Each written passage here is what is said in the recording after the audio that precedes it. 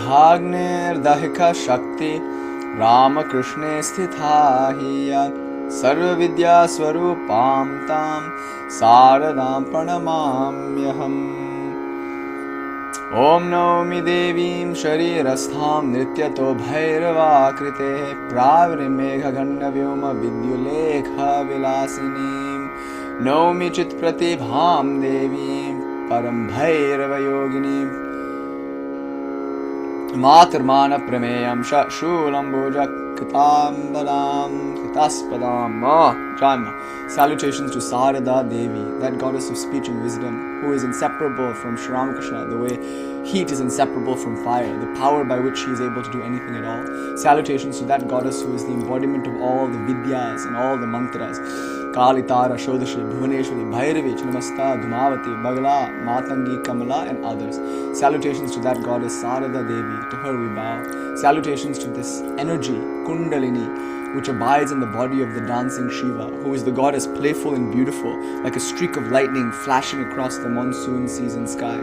Salutations to that transcendent goddess Para, who is ever in union, ecstatic union with Bhairava, who is that power which is the reflection of consciousness, the self-recognition of awareness, manifesting in each and every moment as the triplicity of knower, knowing, and known. Salutations to that goddess who is mounted atop the trident, abiding in the lotus. Om. Salutations to the Guru, salutations to Ganesh. Om Gurubhyo Namaha, Om Ganganapataye Namaha, Harihi Om. Shanti, Shanti, Shanti. Okay, good evening. Thank you so much for your patience. I'm really excited because I thought tonight we could have a conversation that is at once incredibly subtle, incredibly nuanced, and in one way quite complex, but in yet another sense, incredibly direct, simple, and refreshingly, relievingly light. So there's something about the Kaulamārga, the movement left, if you will, towards more goddess-oriented Tantra, that brings with it also a sort of lightness with regards to form and ritualism and structure. And yet, all of this is premised upon an incredibly ritualistic, incredibly formulaic, and precise right, if you will. So the words left and right in Tantra are, of course, somewhat modern, and maybe one could even argue somewhat theosophical. It's not until maybe like 1890s, like theosophy, that you start to think of the left as being transgressive, like sensualist, world-affirming Tantra, and the right as being somewhat orthodox, Brahmanical, patriarchal Tantra. I mean, but while they might be modern terms and maybe somewhat anachronistic, it's still somewhat valuable to refer to Tantra as a kind of spectrum, and the attitudes and orientations in Tantra fall somewhere along the spectrum. I think maybe a more traditional way of looking at it is as follows. There are two margas, broadly speaking, two paths within the Tantric tradition. And broadly speaking, within the Shaiva Tantric world, and of course, when I'm speaking about Tantra, I'm mostly speaking from within the Shaiva Shakta Tantra world. And you know, there's not really that much sense in distinguishing the Shakta world from the Shaiva world, since it's within the Shaiva fold that the Shakta traditions emerge anyway. And of course, there's a sense in which we can speak of Vaishnava Shaktism, like say the worship of Radharani or the worship of some Vaishnava female deities. But even then, deities like Varahi, though they are feminine forms of the divine, maybe like almost referring to Vaishnava avatars, like in the Chandi you mean Narasinghi, as opposed to the common Mahalakshmi. So like there you can see Lakshmi, Narasinghi, Varahi. These are names of the goddess within the Shakta world that refer more to a Vaishnava kind of understanding. That being said though, like Varahi, for instance, is one of the deities worshipped within Sri Vidyā, which is very much a Shaiva tradition. So it's kind of maybe not that important to distinguish between Vaishnava Shaktism and Shaiva Shaktism. It's just the fact that within Shaivism, historically speaking, there emerges this goddess movement, the Shakta movement, which could in fact not be at all new, but a renaissance or revival of something that predates Shaivism as we know it, something that was there in the Indic region way before even the Vedic civilization, like in the Mohenjo-Daro, Harappan sense. Like maybe there's some sense in which we can speak of the goddess tradition as being the maybe Neolithic, if we want to use that model, like original religion of India that like later then is reclaimed, as it were, by the Shaiva Tantrics. It's no point now like debating what Shaktism is. It's enough to say that when I'm speaking of Shaktism or speaking of Tantra, it's mostly within the Shaiva sense. That being said, though, the Vajrayana world and the Jainic Tantric world, and of course, you know, even the Islamic Tantric world we see with like Hazrat Nair Khan and whatnot, like they all are drawing from these elements of Shaiva Tantra, which we're going to be speaking about. And that being said, it's nice to note that within Shaiva Tantra, there's broadly speaking two paths, two margas, if you will. Marga means path, and it's interesting to note that it's very much like in the Shankara Darshanami sense or in the Buddhist sense, two different paths. of ascetic traditions and householder traditions. And the two of them play off one another and almost have a kind of dialogue, the same way that Shiva and Shakti would be speaking in the Tantra and exchanging and conversing. Just like that, these two traditions seem to be playing off one another, developing each other's things, and then contributing to each other's understanding. But they are two very distinct traditions, and arguably they have distinct modalities. So the first tradition is called the Ati-Marga tradition, Ati-Margism, which is arguably the ascetic part of Shaivism, and it's mostly associated to early forms of Shaivism that later develop into cremation ground dwelling, Kapalika and Kula Yogini traditions. So interestingly, before the Ati-Margism movement, we have to note that the Vedic revelation is itself part of the Shaiva world. So the Shaiva traditions don't reject the Vedas. As you know, the Vedas are considered to be the eternal truth, and then the Tantras, their job is to just represent the Vedas, to acclimate towards the Kālī Yuga, if you will. So the Vedas are no longer appropriately practiced, and so Lord Shiva, in his avatar, Karuna-avatara form, comes and with his 5 heads reveals the Agamas. But here we understand the Agamas are not a distinct or separate revelation from the Vedas. They are in fact the essence of the Vedas, or the deeper, higher revelation of the Vedas, or the re-revelation of the Vedas, more appropriate to the cultural mode of the Kālī Yuga. So the Vedas are, of course, within the Shaiva fold. And from the Vedic revelation comes Ati-Margism. So as you know, historically speaking, a group of people who are Vedic Brahmins, priests within the Vedic tradition, they decide to go into the smashan. Like, they leave their Vedic civilization behind and they go and sit in the cremation ground, and it's Vedic mantras that they're practicing there. So as far as we know, these early Ati-Margins, like Pashupatas and whatnot, they were probably chanting the Pancha Brahma mantras. These are 5 mantras that appear in the Taittiriya Aranyaka, and they are arguably the 5 foundational mantras of Shaivism. Like the whole Shaiva tradition arguably can be traced back to the Yajurveda in one sense, and in the smack dab and middle of the Yajurveda, there is this Shri Rudram, and in the smack dab and middle of the Shri Rudram, of course, there's Namah Shivaya. So the central mantra Namah Shivaya, which is of course a 5-syllable mantra, is kind of like the kilaka, the pin or the hinge upon which the door of Shaivism turns. Everything turns upon this one mantra. The reason we offer 5 items in puja, for instance, the 5 heads of Shiva, the 5 powers of Shiva, the 5 accents of Shiva, all the sets of 5, and everything can be sort of understood in the Namah Shivaya mantra. Even Shaktism, the worship and emphasis of the Divine Mother, is there in the Shaiva mantra of Namah Shivaya, as you see in the Va. Like, so, there are many ways of understanding Namah Shivaya, but exegetically, some masters have said Na Ma, referring to Na Mala. You get the early Anava, Maya, and Karma Mala theories there, Na Mala. And then, of course, She, representing Shiva, and She, of course, Shaktipata can be implied. But the Va, the Shi, Va, that Va is undoubtedly, it's referencing the Vaktra, the mouth of Lord Shiva. And as we learn in the Vidyā Bhairava Tantra, what is the mouth of Lord Shiva? What is Lord Shiva's expression? If not, this Yogini Vaktra, this Divine Mother Kālī, or the goddess Śakti, she is Shiva's dynamism, his self-expression. And Va means Vāma in one sense. Vāma means left. And here, Vāma, traditionally can be understood to mean north. But to one's left is seated one's Shakti, or one's wife, Vedically married wife, in the context of a Vedic fire ceremony. So if you're doing a yagya, likely you're a Brahmin male. It's a very patriarchal sort of world, not in a pejorative sense, but the wife is always there to your left, and if she's not present, you can't perform the yagya. Like, monastics cannot perform Vedic fire ceremonies. Because the last ceremony you do before you become a monastic is your own funeral, your shraddha. And after that shraddha, you are persona non grata, like you can't inherit property, and you can't do anything in the astral realms either, because you're not recognized as like a Vedic entity, as it were. You're like a ghost from that point on. So none of your rituals will make any sense after you've already committed suicide, as it were, Vedically, having done the shraddha. So a monk, a monastic, steps out of the Vedic fold and can't perform Vedic traditions. Necessarily then, the one who performs Vedic traditions is married, and necessarily his wife should be there as he performs the function. Otherwise, the Vedic ritual won't work. So where does the wife sit? Interestingly, it's prescribed in the text itself that she should sit to your left. So the one to the left is the woman. So Va, meaning Vāma, the left, refers to Vāmakshi, she who has beautiful eyes, or Vāmangi, she who has beautiful limbs. In other words, Parvati or Shakti, who is seated to his left. So in the Shiva mantra, Namah Shivaya, there's already a Shakta element there. So coming back to the Yajurveda, Shri Rudram, etc., etc. In the Yajurveda, there is the Taittiriya Aranyaka. And in the Taittiriya Aranyaka, there is 5 mantras. You know some of them. The Tatpurushaya Vidmahe Mahadevaya Dhimahi, that's a popular one. Gayatri mantra for Lord Shiva. But also Aghorebhyo, Taghorebhyo, Ghoragora Tarebhyaha. That's important for us because often we feel ourselves to be within the Dakshinamnaya, for whom this mantra is important. So, but there are 5 of them, starting with the the Pashima Vaktra, the Sadyojatam Prapadyami, and then the next mantra is the Uttara Vaktra, the northern facing Lord Shiva, which is the Vāmadeva mantra. And by the way, all of these mantras have like names: Sadyojata mantra, Vāmadeva mantra, Tatpurusha mantra, and the Aghora mantra. Then there's this fifth mantra which reconciles the four, and this is the Ishana mantra, which is the Urdhva Vaktra, the upward facing Shiva. Technically, there's a sixth face, which is implied. Once you have any set of numbers, you always have like a reconciling one. So if there are 5 faces, then the sixth category is something secret. It's the 5 held together.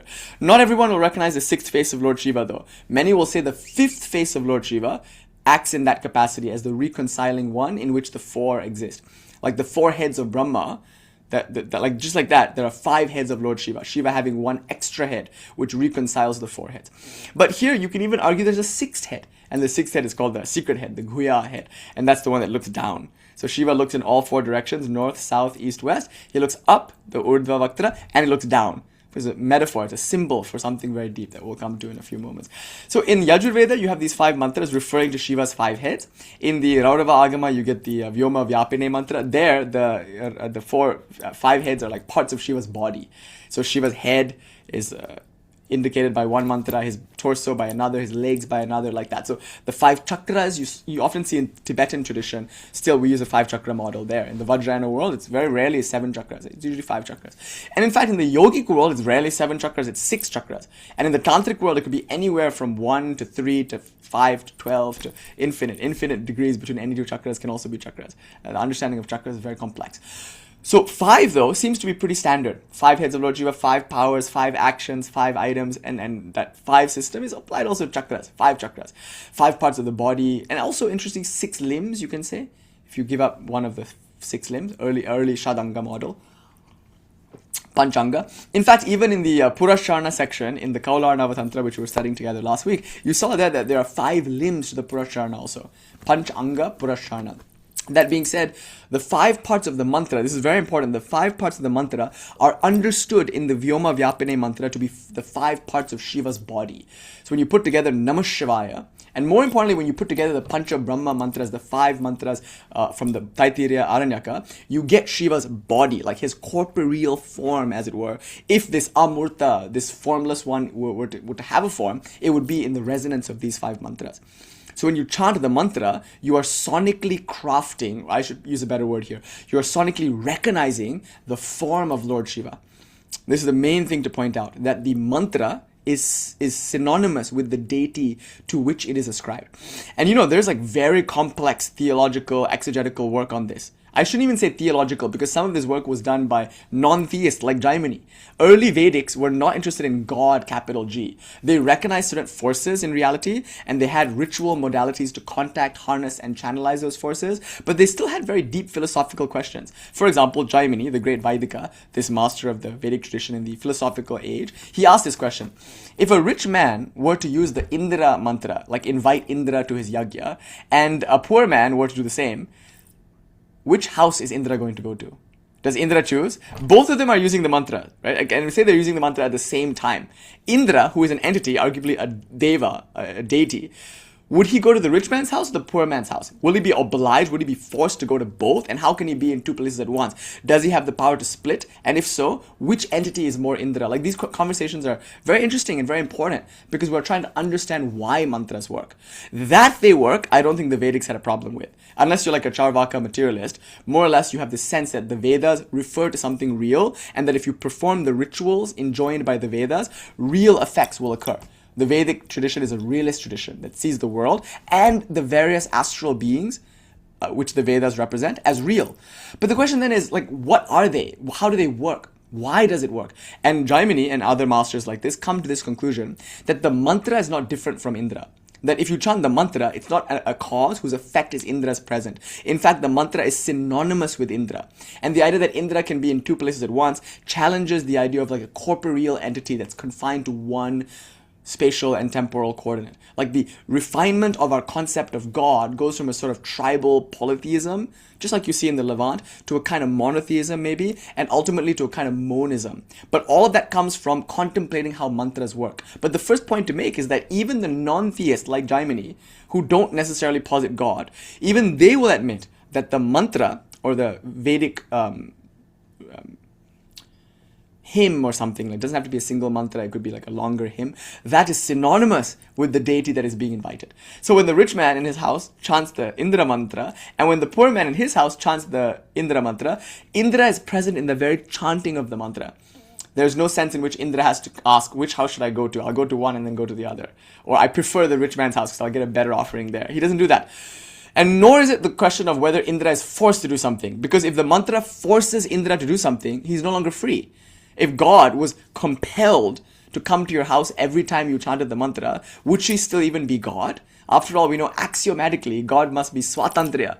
Swatantriya means eternally free. And that means she cannot be compelled to do anything. If even a mantra or a ritual could produce an effect in God, then God is a conditioned being whose actions can be influenced by what we do. And then that would make us somewhat more powerful than God or something. And like from a theistic point of view, that's at least axiomatically not available to us. So you can't say God is compelled to do this or that because of a mantra. And by the way, we can even, today as we talk about mantra, reject the idea of God, like they do in Buddhism, and still see how mantra can work anyway in a non-theistic model. But whether the mantra is for God or whether the mantra is for some like astral being like a Petala or Pishachani or something, the fact is the mantra, this is the first claim, the mantra is synonymous with the deity it represents. So this is the Namna Namni Abhed model, or the named and that name which we use is the same thing. Or you could even say it's the Shabda and Artha Sambandha, the link between Shabda, the sound, and Artha, the meaning of the sound. And Shabda and Artha can be two things, one the effect and the other the cause. So when I say table, I'm making a sound. I'm moving my lips, air is moving through my vocal cords, and then some sound is being made. You're hearing that sound, and through your recognition of what that sound means, in your mind you might see the image of a table. Or I might say, that table over to your left. And if you look and you saw the table, it was my shabda, my word, that created in your mind some meaning, which then influenced your kriya, your action. So actions and thoughts, like you can think of them as the same thing. And that which produces both actions and thoughts is sound. But here in this model, there are two different things. One is the cause and the other is the effect. The early Vedic philosophers, though, they didn't see mantra necessarily as cause and effect. They saw it as one. So the artha, the meaning, and the sound, shabda, in fact, the relationship between the two is non-existent. There is no relationship between the two. They are one and the same. Shabda is artha, sound is meaning, and artha is shabda, meaning is sound. To contemplate the table is to say table, and to say table is to contemplate table, which of course leads us to a very nice conclusion, that nama and rupa are one thing, name and form are one thing. And the form specifically here is the resonance of the 5 Vedic Shiva mantras that you get in the Yajurveda. So you can paint a portrait of Lord Shiva based on some Puranic depiction of this meditating blue guy on a mat, and he's got a trident, and he's covered in ash, and he's got a garland of heads or skulls, or maybe Rudraksha malas, he's got a serpent around his neck, and he's got a crescent moon tucked into his jata. Like there's a way in which you can think of him like this. But it's arguably the case that the early Tantriks, meaning the the Atimargins, didn't. It's arguably the case that they just chanted these mantras and felt the resonance of these mantras. And through the mantras being chanted over a long period of time, their very form turns into Shiva's form. Their mind turns into Shiva's mind because they start to resonate with the resonance of these Panchabrahma mantras. So what happens is the Yajurveda reveals these mantras, and Brahmins, because after all, the Vedas are probably only accessed by the male Brahmin elite anyway. These Brahmins who encountered the mantras, they then went off to the smashan, the cremation ground, where they could be alone and practice. It's not entirely clear whether or not they did this right away. Some sources say they might have instead first gone to a temple and stayed in a Shiva temple, but then that would be kind of anachronistic because in the early Vedic period there were unlikely any temples. Or maybe they went to the forest and practiced in like a hermitage like that. Of course, that was kind of a plentiful thing back then. You can see in the Chandogya Upanishad, the Birhad Aranyaka Upanishad, the setting for many of these Upanishads is in that Vedic hermitage, the forest, if you will, where people go to retire. So they might have done that. They might have gone to caves and some place of retreat. And then finally, they might have just gone and sat in the cremation ground and done their practice, expecting to die there. So it's perfectly possible that the cremation ground is something they went to after, like at the end of their life. But it's also possible that they went there right away. What is definitely the case, though, is that they focused all of their efforts, arguably, on this worship of the god Rudra, who is featured in the Yajurveda, especially in the Sri Rudram. So they have Namah Shivaya, which is referring to Rudra, and they have these 5 Panchabrahma mantras, which is the form of that deity called Rudra. Now, it was likely that they chanted all 5 and then each repetition of 5 Vedic Brahma mantras is 1 beat of your mala, as it were. So they were doing japa, an early form of mantra repetition practice, with these 5 Vedic mantras. So therefore, it's not the case that Shaivism or Shaktism or the Tantric tradition is different from the Vedic tradition. This is the first thing to recognize. Whatever the Vedas reveal, the Tantras tend to put into practice, or they tend to ritualize, or they tend to innovate upon. So everything that we're going to discuss with regards to Ma Kālī's mantras and the 3 mantras I want to present tonight, all of those ideas and even practices, those modalities, they all rest upon the Vedic revelation, which might itself be resting upon some previous transmission in the Mohenjo-Daro Harappan civilization, in the Saraswati Valley civilization. And the first few Shaivas, meaning the first few followers of the cult of Rudra, cult here not in the pejorative sense, but the first few practitioners of Shaivism, of Tantra at all, were Vedic Brahmins who were in the cremation ground chanting, likely, Vedic mantras from the Taittiriya Upanishad. Okay, so now what happens here is interesting. They discover new stuff in the cremation ground as they chant these mantras. They're probably just sitting there just all day long, just chanting Tat Purushaya Vidmahe and Aghorebhyo Tagorebhyo, just going through that sequence of like Sadhyo Jatam Prapadyami and then Vamadeva Jeshanam and then going into Tat Purushaya and then Aghora mantra and then Ishana mantra. Just that sequence again and again and again. They're chanting. And as a result, they start developing literature. And one of the earliest texts that we have, of course, we have no surviving material from the Pashupatas, like the dualistic Pashupatas of early Atimargism, but we do have like early texts like the Kaundinya commentary on the Pashupata Sutra, and there's a figure that you all know about, we talk about him sometimes, named Lakulisha. He is considered to be an incarnation of Lord Shiva. Like he is Lord Shiva who takes form. He's an avatara of Lord Shiva. He's considered to be like this naked, very Aghori-coated guy with a club. He's got this katvanga, sometimes spear or club. And when you see portraits of him, like even reliefs on the stone temple walls, usually has a raging erection. And that's interesting because it kind of refers to the early depiction of Shiva in the Indus-Saraswati Valley as the meditating guy with bull horns. There's like that seal. It's very evocative because the guy's sitting in meditation. And unlike most fertility gods who are standing in a smiting posture, displaying some kind of dynamism, this image of a erect phallus is attributed to a seated, restful god, which is kind of weird. Very rarely is someone sitting and is in a state of rest, while there's clearly an artistic depiction of arousal. And that arousal is also interesting because the erection that is in the portrait merges into the spine, as it were. It's hard to say whether it's like the penis or the spine. And then there's like what looks to be like fertility god, bull horns or something, but very easily could be an early crescent moon, etc., etc. But like this Lakulisha image with the raging phallus, are you chanting your Pancha Brahma mantras, or are you just happy to see me? Like he references the the early Mohenjo-Daro Harappan civilization image, which is kind of interesting. The idea of like desire or life or energy, which is an very early understanding of Shakti, as we'll come to see in a few moments. Shakti is Icha actually, and we'll see in just a few moments what that Icha looks like in the context of our mantra sadhana. But in this image of Lakulisha, he's an ascetic. He's bachelor. There's no woman associated to him. He's naked, meaning he's renounced everything. He doesn't live in society. He doesn't own anything. He is a monk, for lack of a better word. Sadhu. He's a sadhu. And he lives in the smashan holding a club, which is a symbol of his authority, maybe like a staff, if you will.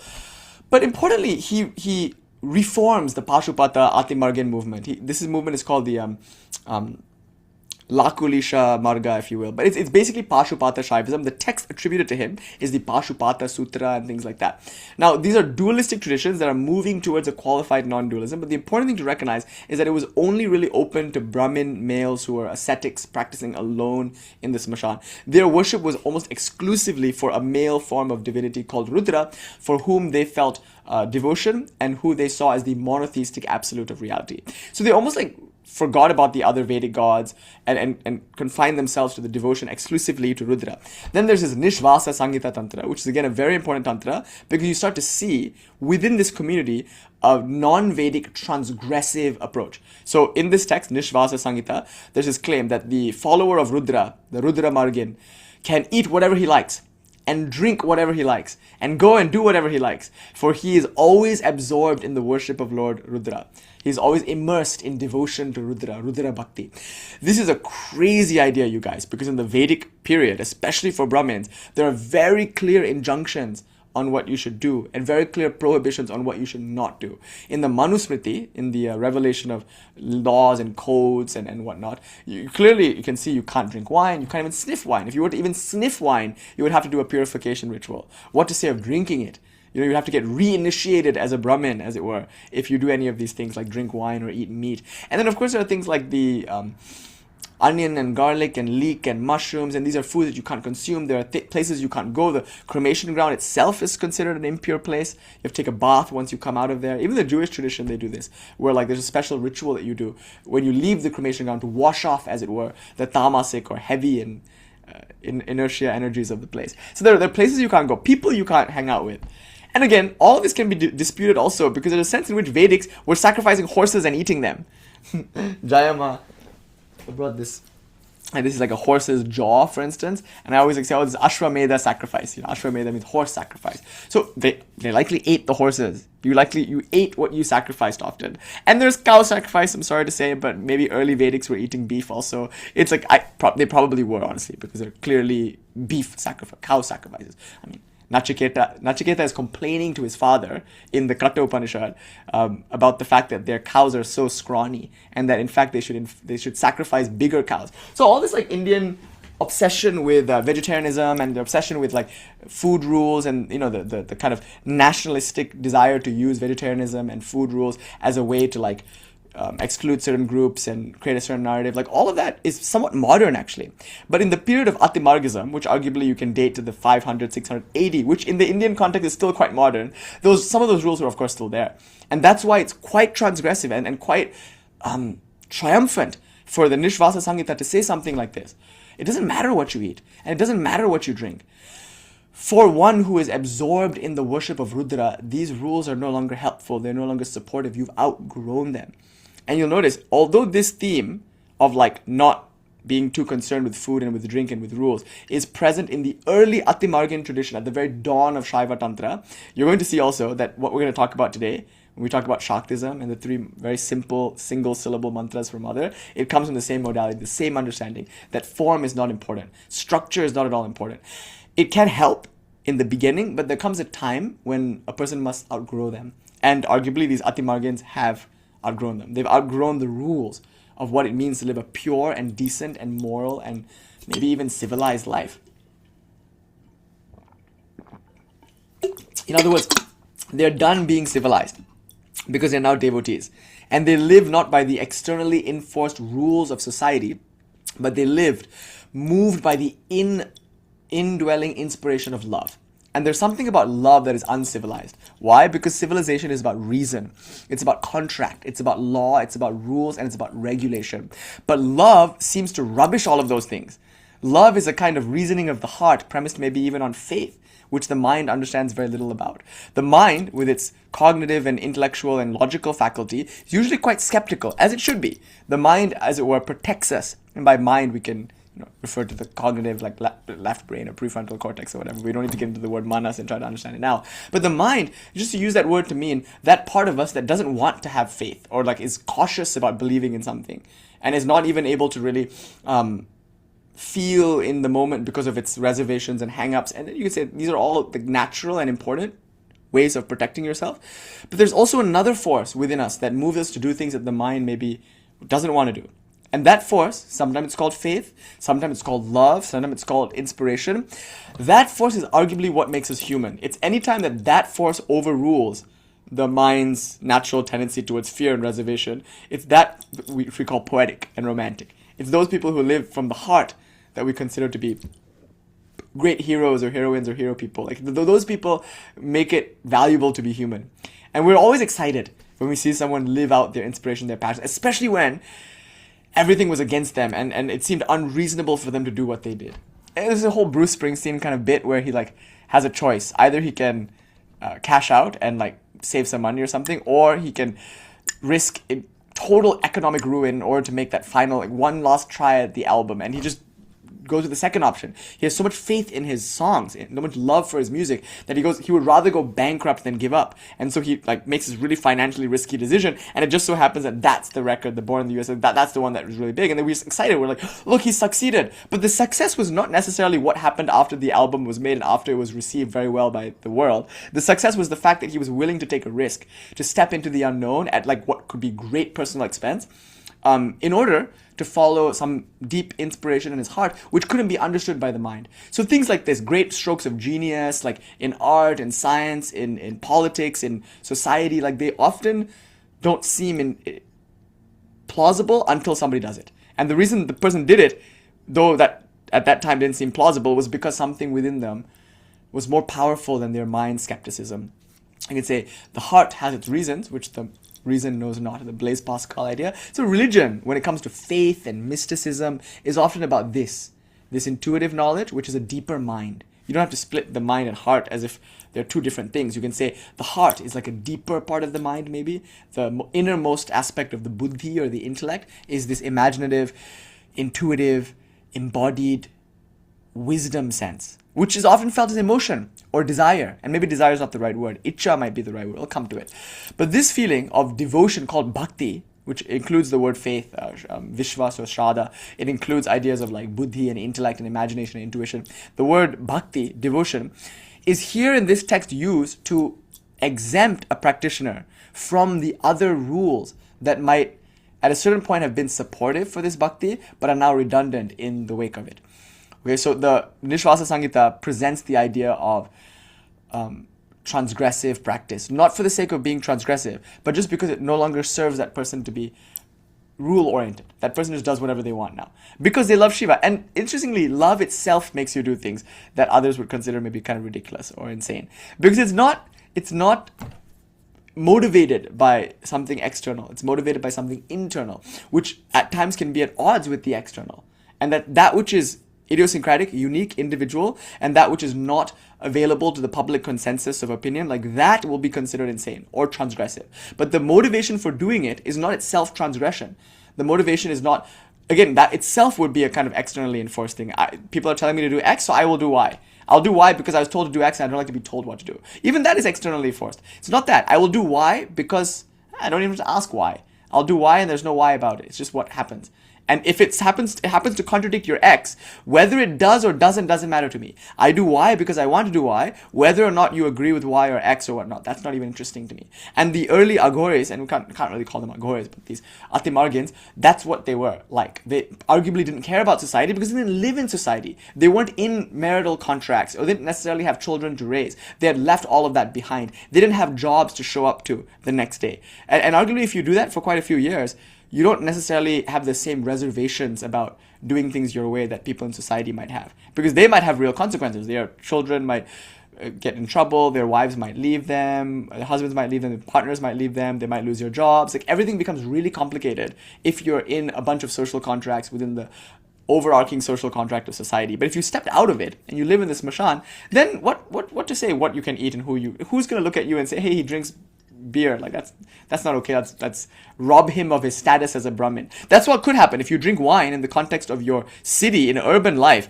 and somebody were to see you do that. The entire community would react in moral outrage and be like, that's not okay. It says in the Manusmriti you can't, and therefore you're no longer a Brahmin, you've lost caste, go and live with the Mlechas or something. There's a real social repercussion to doing these transgressive things, to breaking laws and breaking rules. That repercussion is not really necessarily something I would be afraid of. I live in this smashan where no one can see except people who are like me. So therefore there's certain freedom to literally stepping outside of society and entering into a polluted and liminal space where no one else will go, where you have privacy, and there you can do your rituals. And those rituals then are just inspired rituals. They don't even need to have rules. Or if they have rules, those rules are based on devotion, force, rather than on form. So having said all of that, this is an early form of left-leaning Tantra, if you will, where it's just doesn't care. It doesn't tell you to use meat and wine. It doesn't tell you to worship with a Śakti and offer drugs and offer a bali. It doesn't tell you any of that. It just tells you to do whatever you want based on your own inspiration, based on your own love. And it's okay. There's no right or wrong about it. What is right is that which is aligned with your love and expression for God. and what is wrong is that which is not aligned with it.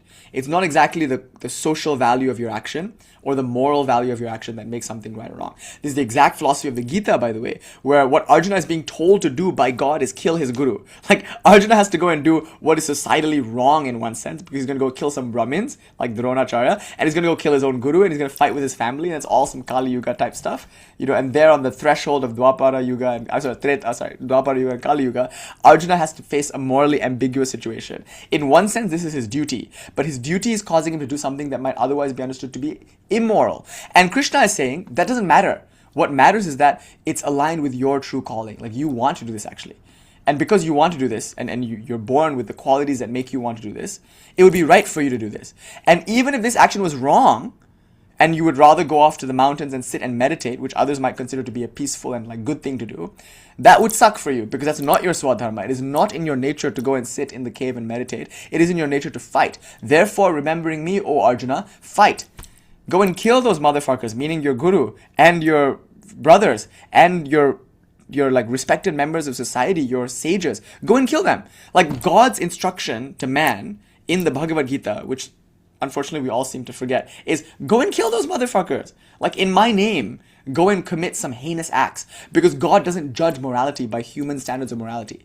God arguably invites the heart to take the lead. And sometimes that can look like abjectly immoral in the eyes of a very confused society bound by their various social contracts, which are all arbitrary anyway. So having said this, the Nishvasa Samhita implies a sort of, not immorality, because immorality is defined only with regards to morality. Like, it would be immoral to steal if you lived in a debt slavery society of consumer capitalism where there was private property. Like, stealing wouldn't be possible in a community where there wasn't private property, where everything was shared. And so that wouldn't be stealing, that would just be borrowing, and everyone would be okay with it. So it's not about stealing is wrong and respecting other people's private property is right. Like, it's not like that. It's more like neither stealing nor respecting other people's property is neither right nor wrong, because I don't live with other people. I'm not in society. I'm not part of a social contract. Therefore, I'm amoral with regards to stealing, not immoral. You see, that's the kind of Shaiva world where it's not immorality that's being invited. It's amorality. And arguably you can see with Arjuna, it's not immoral in one sense, but it's also not moral. There's something really problematic about what he has to do. That's why he freaks out in the first place. Because he's a good guy. And let me just be clear. Good people will never come to God. Because they're stuck with their dharma. Until you can forget that you are a good person, then you'll never realize God. Because you'll still be attached to that idea of being a good person. It's called the golden chain. And Swami Vivekananda warns us. Golden chains are no less strong to bind. Now, you wouldn't say this to a brute who like goes out and kills people for fun. Like, that person arguably maybe would benefit from some goodness. I think it would be good with regards to society, for people to learn to be good. It's horrible to me to be good, or to teach the good, or to try to get people to be good. Because I'm not interested in society, I'm interested in God. And often God and the world are, not always, but often at odds. So at a certain point, even that good person, who maybe at one time wasn't good and could benefit from becoming good, they too must learn to not be good. But not to be bad again. It's not like they go back to being bad and then they it's something else. They're neither good nor bad. They go beyond both good and bad. Like in a Nietzsche sense of beyond good and evil or something. They go beyond the duality of being a brute and of being a gentleman. Whether they're a baboon or a babu, doesn't matter. Babu and baboon both have to be transcended. So if you're a gentleman, a gentle person, if you're a good person, if you're law-abiding, if you follow rules, it'd be very difficult to realize God. Because those rules are structures. And that's why when the Christ comes, like, it's interesting that he points to buildings. He's standing outside of a building and he points to it and he says, not one stone will be left upon that building. See, the Christ force, as it were, is kind of destructive. He points to institutions. Just today, a very powerful Dakini, fully possessed of the spirit of Kālī, is standing outside a school, and she's saying, I can't even see you all in there. And this idea of the goddess standing outside of our institutions, trying to teach us something, trying to talk to us, and all the while we are inside our houses of stone, and we're unable to hear her, and unable to see her, and she also can't see us, because she's outside and we've built these walls. And she's sad about it and she's trying to reach us, but we can't hear her because we're so hung up on our rules and our structures. So when it's Christ and Judaism, or when it's Buddha and the Vedic priestcraft, or when it's Ramakrishna and like consumer capitalism, whatever it is, it's like all of these avatars, these teachers, these great world teachers, they've all come with an axe in hand, as it were. Or like they sit down and fashion a whip and then in some kind of kinky way, like go to town on everyone or flip the tables or something. There's like a destruction. But what needs to be destroyed? the idea that I'm a good person, the idea that I'm a person at all. And so that's what the Brahmins in the early Shaiva revelation were interested in doing. They were sitting in the cremation ground and like just effacing themselves of any sense of right and wrong, good or bad, innocent or guilty, or like, I don't know, any concept of self. Yeah, this Coleman Barks translation of Rumi. There's a field beyond right and wrong. I'll meet you there. That idea. So the spaciousness, the ruin of sitting in the neighborhood of ruins and drinking to the dregs in your circle of friends. The Sufis know very, very much what it's like to be heartbroken and ecstatic and open. And like, you know, it's not necessarily great tragedy that does this. You could live a very comfortable life and have nothing seriously bad happen to you. And yet you could still be interested in this. And you could still encounter it without having to have personal tragedy. You just have to be willing to enter into a space that contradicts your idea of who you think you are. So then the Pashupata Sutras seem to prescribe a bunch of shock tactics meant to have other people absorb your bad karmas by inviting their aggression towards you, as it were, like blessed are they who are persecuted kind of thing. So the Pashupata Sutras would tell someone to like go into the marketplace and then just like mutter obscenities. Can you imagine? The practice there is to go and shame yourself in society. And you see in the Christian tradition, there's a glorious like version of this called the Fools for Christ tradition, where people would like walk on like rich noblemen. And the richer and the more respected you were, the more dramatic some of these practices would have to be, because the more inflated your ego likely was. So the rich nobleman in like Spain, Madrid or something, would go to the town center and on all fours bray like a donkey, you know, stuff like that. There's saints like who would do this. Even Saint Francis, he took off all his clothes in the market square in front of his whole city as a rich nobleman of Italy. So this practice of doing shameful and stupid shit in front of people that otherwise would have respected you, that's a practice. And you don't actually want to do it. You're like, oh, this would be horrible. This would be embarrassing. This would ruin my reputation. But then you do it anyway. There's a book that I read some time ago. Ali Shafak, the Turkish, I think either Pulitzer or Nobel Prize winning Turkish author, but she had a book. It's like based on Rumi, but it's a fictional account of Rumi and Shams, and it's like told parallelly to a story of this woman who's like falling in love with somebody. Rules of Love or something. I forget. It's been a while. But there's a part of that story that Ali Shafak tells. Thank you, Aisha. Thank you. 40 Rules of Love. Thank you. It's been a while. But in that book, there's a very beautiful depiction of Rumi and Shams with regards to this teaching. So the story is, Rumi, as you know, is a faqih, which in the Islamic sense means a religious authority. He teaches the Quran. He helps explain the hadith. Like he's like a scholar. And you know, before he meets Shams, his guru, Rumi is a famous, celebrated, well-respected, and well-loved scholar. So his talks were very well attended. You know, people would come, a lot of them would show up, and they would all like enjoy what he had to say. Oh, let me just send somebody this link. I think somebody wanted to come.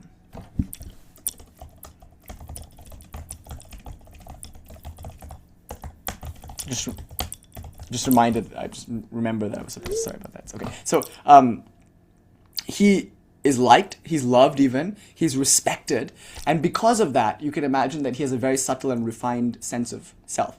It might be a very like humble person, by the way, who thinks that they're good. And thinking that you're good is still a kind of like vikalpa. So it's very hard to catch this. And you're celebrated for it, so there's like no incentive for you to like want to fix it. Most of us fix who we are because we want better results in the world. But if who we are is getting such good results in the world, why would we leave it? Unless we had some sense of something higher, which very few of us have, and which is very hard to have when everything is going fine anyway. So Rumi at this time is a faqih, right? Like a scholar, like a religious authority. And the story goes, and this like legend, is that he's on a horse, celebratorily like walking down the street, surrounded by a throng of fans, and they're all like talking to him and trying to like please him and all that. And then suddenly in the middle of the street, this crazy eccentric looking guy, bald and with no eyebrows, because Shams likely belonged to a sect of Sufis that would shave their eyebrows and shave their head. I knew some of these people. Like one of my friends was in that Mevlevi sect, and he didn't have eyebrows, nor did he have any hair. It's very interesting. I'm like, John 5? Anyway, so he was there, this guy in the middle of the street, and he stops in front of the horse.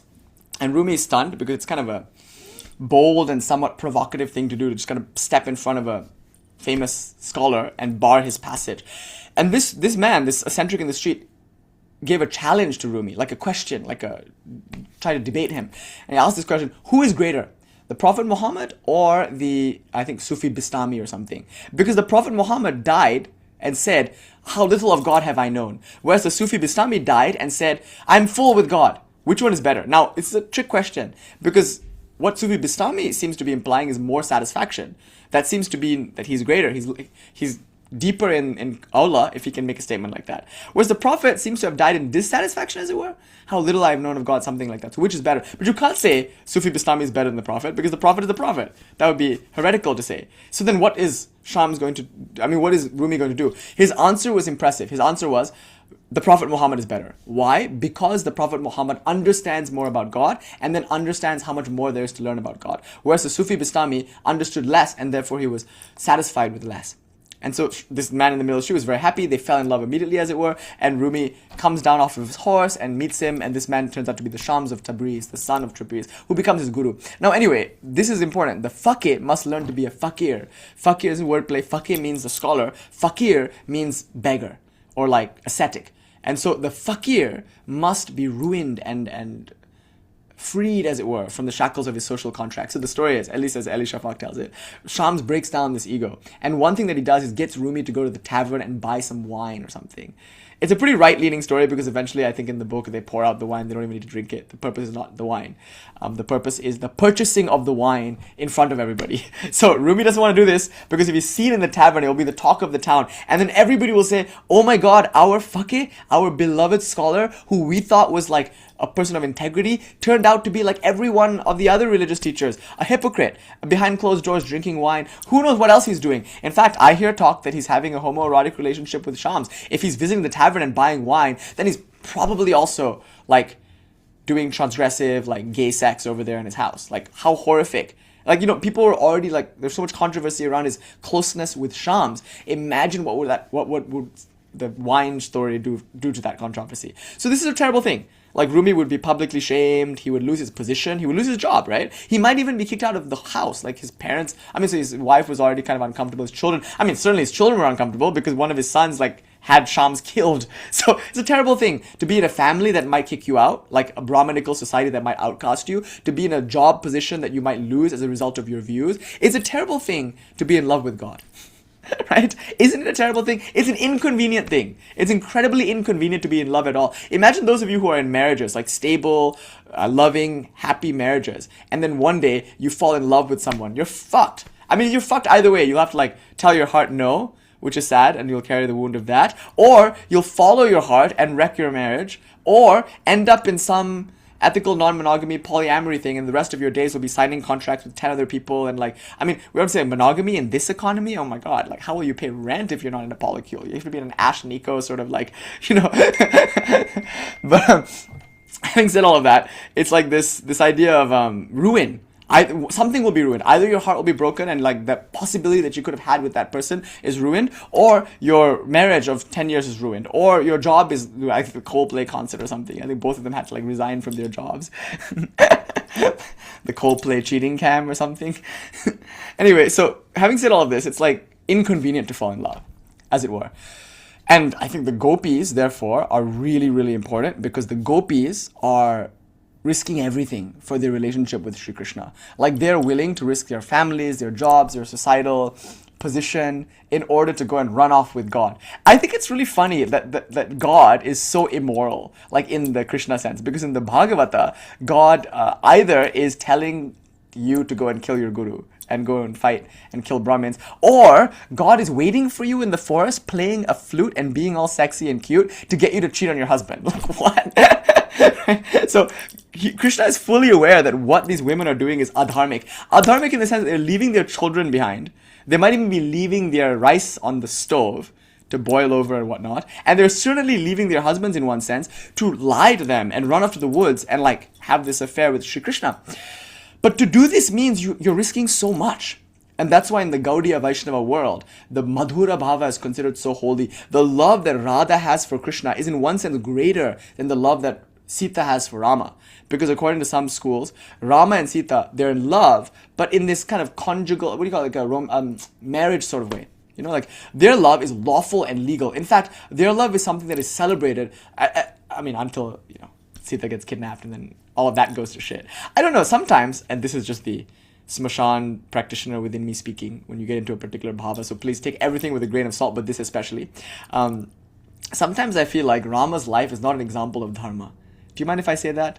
Like, he's often held up as this great, like, proponent of dharma. I think his life, if you take the Ramayana seriously, is an example of how fucked dharma is and how awful it is. Do you see? Because he does everything right and look what happens. My argument here is not one about adharma. I'm just saying don't be so sure that being good is good.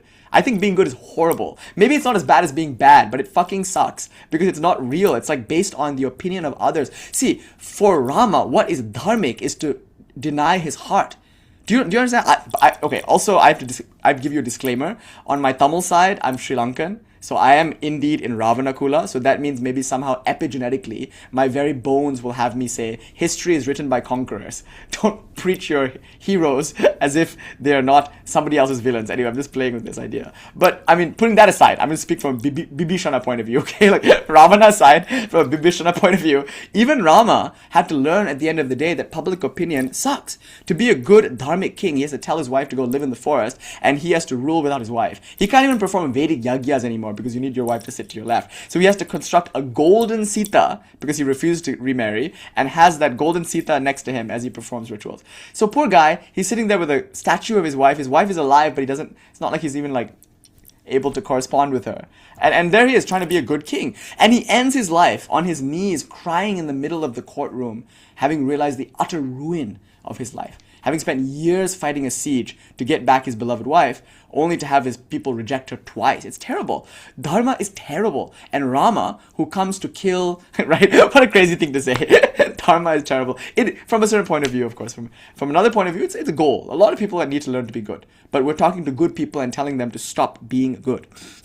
And it's especially bad the better you are. Right? So Rama is good, but also not really. Rama's life is very complicated as well. But at the end of the day, I think the story is like almost a cautionary tale. The world is fucked. It's samsara through and through. And even if you're God himself, like you're literally the best fuck that was ever like in the world, like Rama was so awesome. Look at him. At the end of the day, his life is an utter ruin. God himself weeps in this samsara. If even God is weeping, what do you think? So like everything sucks. This world sucks. Like, and that's a wonderful thing to realize. It brings joy, not despair, to realize that this place is inherently fucked. It's okay. This is supposed to happen. Like, and so you don't feel offended, as it were, when you lose loved ones, when you lose a job, or when like, society doesn't. This is sooner or later every respected person will find themselves in a sort of Harvey Dent situation. And that's the beautiful meditation on Harvey Dent is that, from Rama to Harvey Dent, you can see that being good sucks. Either you die here or you live long enough to, like that Christopher Nolan line.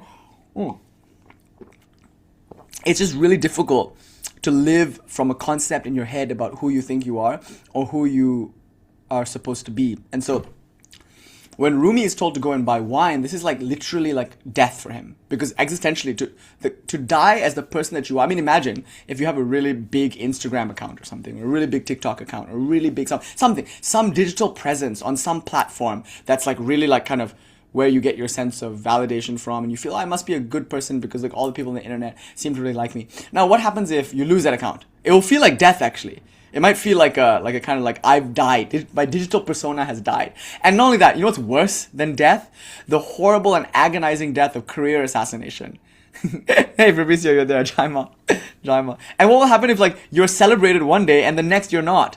What if you're Twisted Sister and then you wake up to like Nirvana topping the charts? You're like, oh shit, now my spandex is silly. Like yesterday was the coolest thing in the world, but now I can't wear lipstick, have big hair, and put on spandex because the music industry just changed. And the guy from Twisted Sister said so. Like in his talk, sometimes he talks about this, about how horrible it was for him to wake up to a world that he was no longer welcome in. A celebrated musician yesterday, today is no longer cool, no longer trendy. So the idea of people celebrating you is very dangerous because sooner or later they're going to blame you. If you're public in any way, shape, or form, then you will be a dartboard for people's fears and projections and insecurities. At no point will you be free of the risk and ultimately the certainty of societal rejection, shame, public career assassination. Maybe like it's warranted. Maybe there's something that you did that then comes out and then that like discredits you. But then again, the idea that like people are never going to do wrong, that's weird. Everyone makes mistakes. But your mistakes are different because they will then be used to totally discredit you from that point on. Imagine what a person like that will feel. Their sense of self has been killed. Even if their body remains, that's a very real kind of death. So it's an existential threat to be told by your guru to do something like this. So Shams, in whom Rumi trusts, tells Rumi to go to the tavern and purchase the wine. And that's going to be, of course, in the eyes of the public. So he goes. He does it. He sees the value of this practice. So he goes down to the tavern.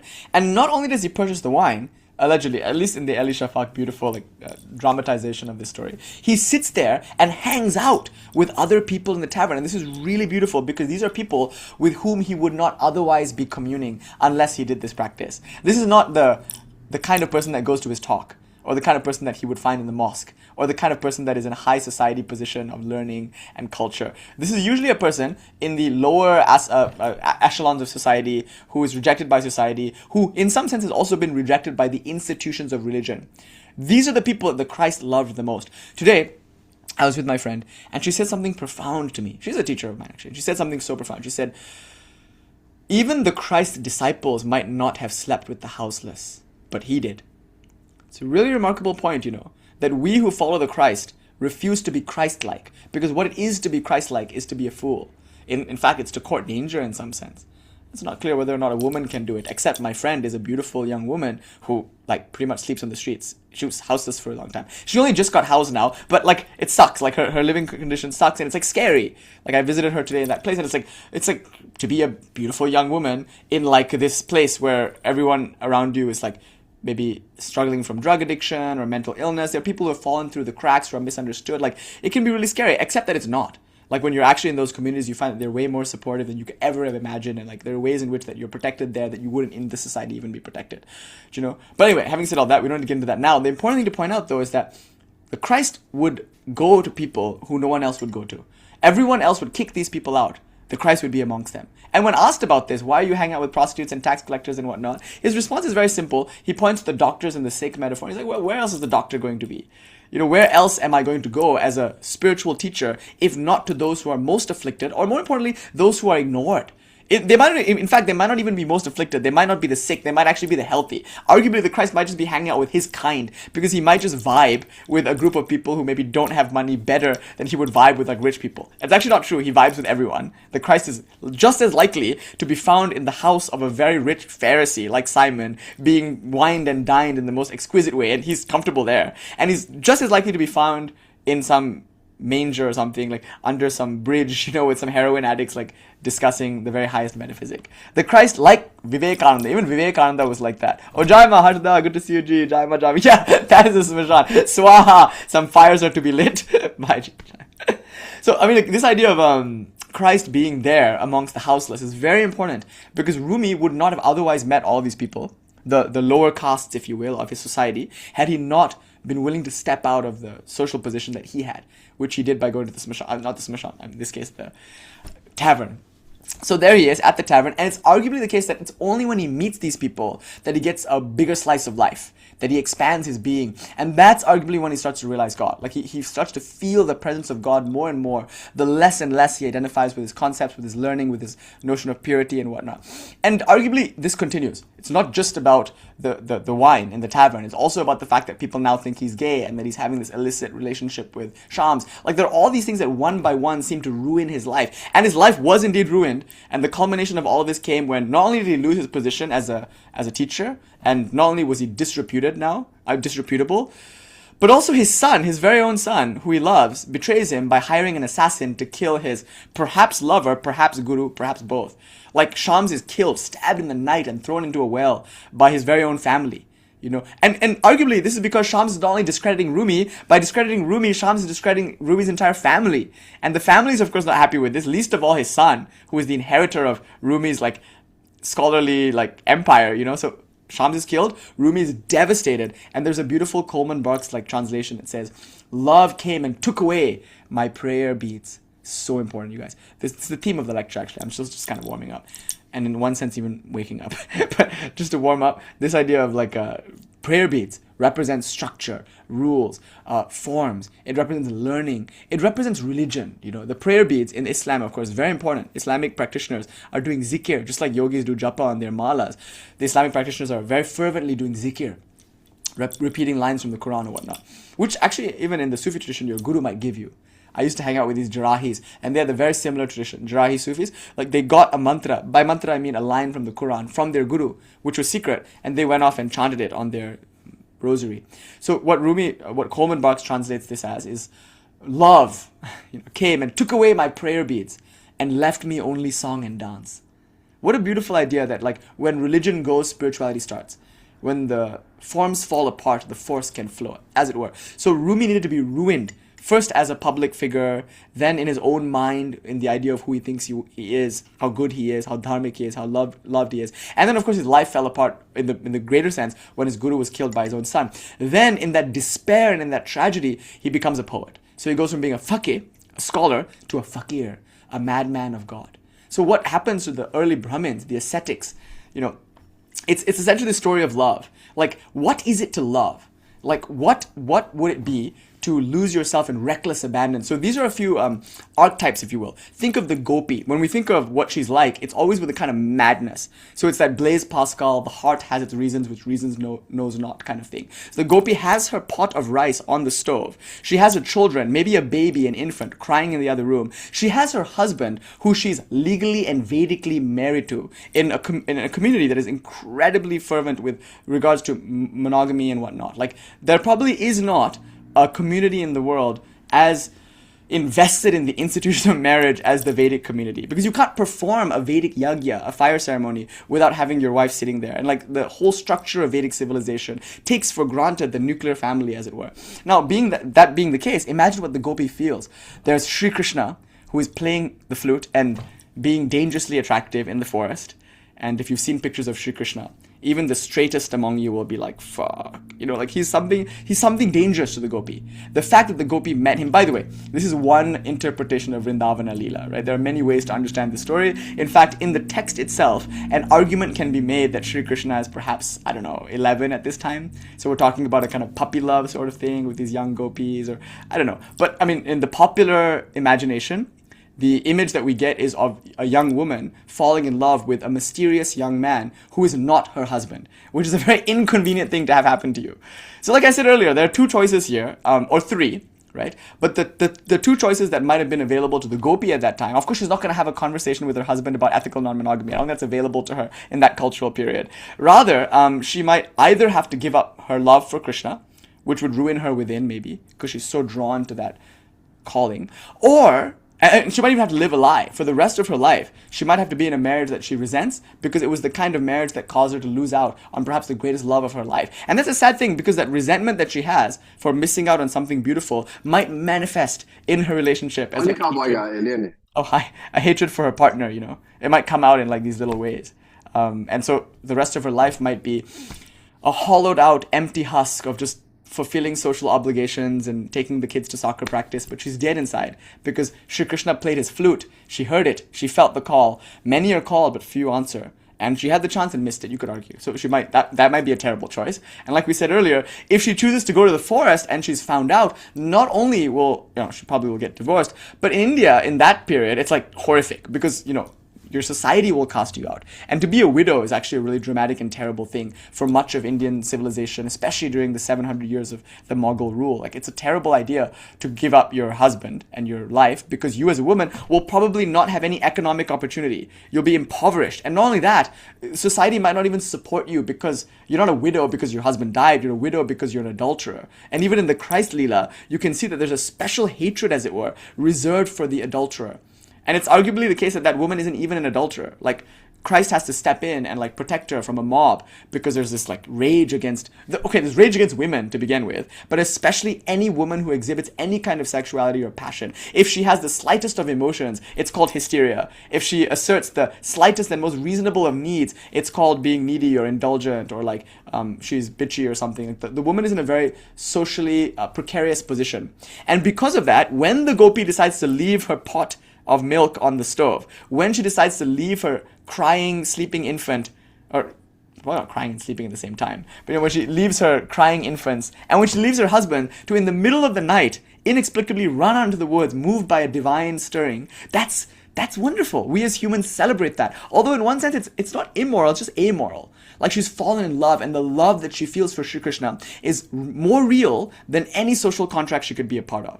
Hence, when a person leaves their home to become a monastic, it's a gesture of mad love, right? It must be, because there must be something greater, something calling out to you to be okay with leaving everything behind.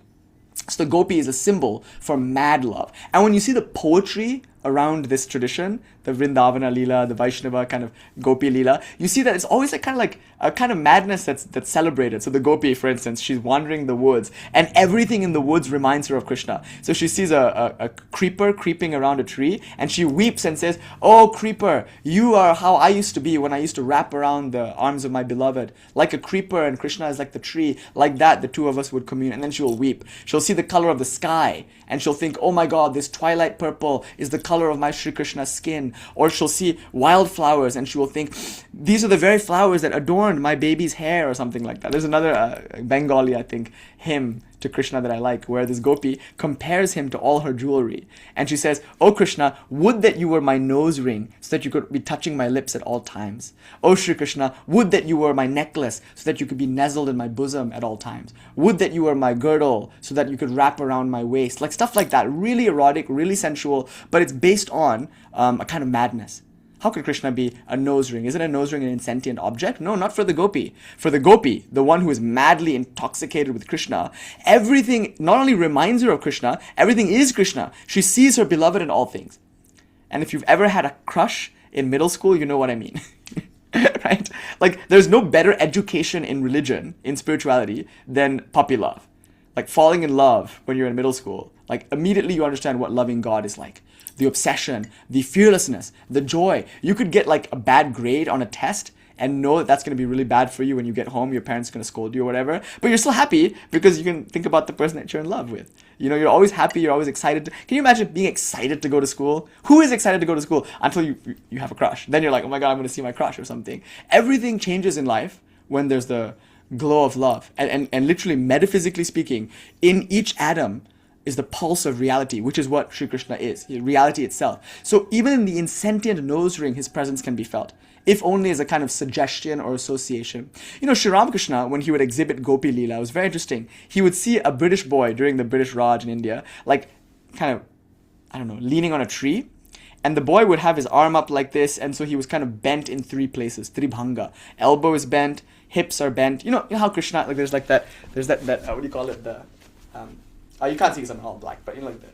Anyway, I was going to demonstrate it, but I realized my clothes are too flowy to do that. So there's like a sense of Krishna bending his waist, like a Tibetan Buddhist deity, and bending his knee. And these three bends are like the famous Rembrandt tilted hat.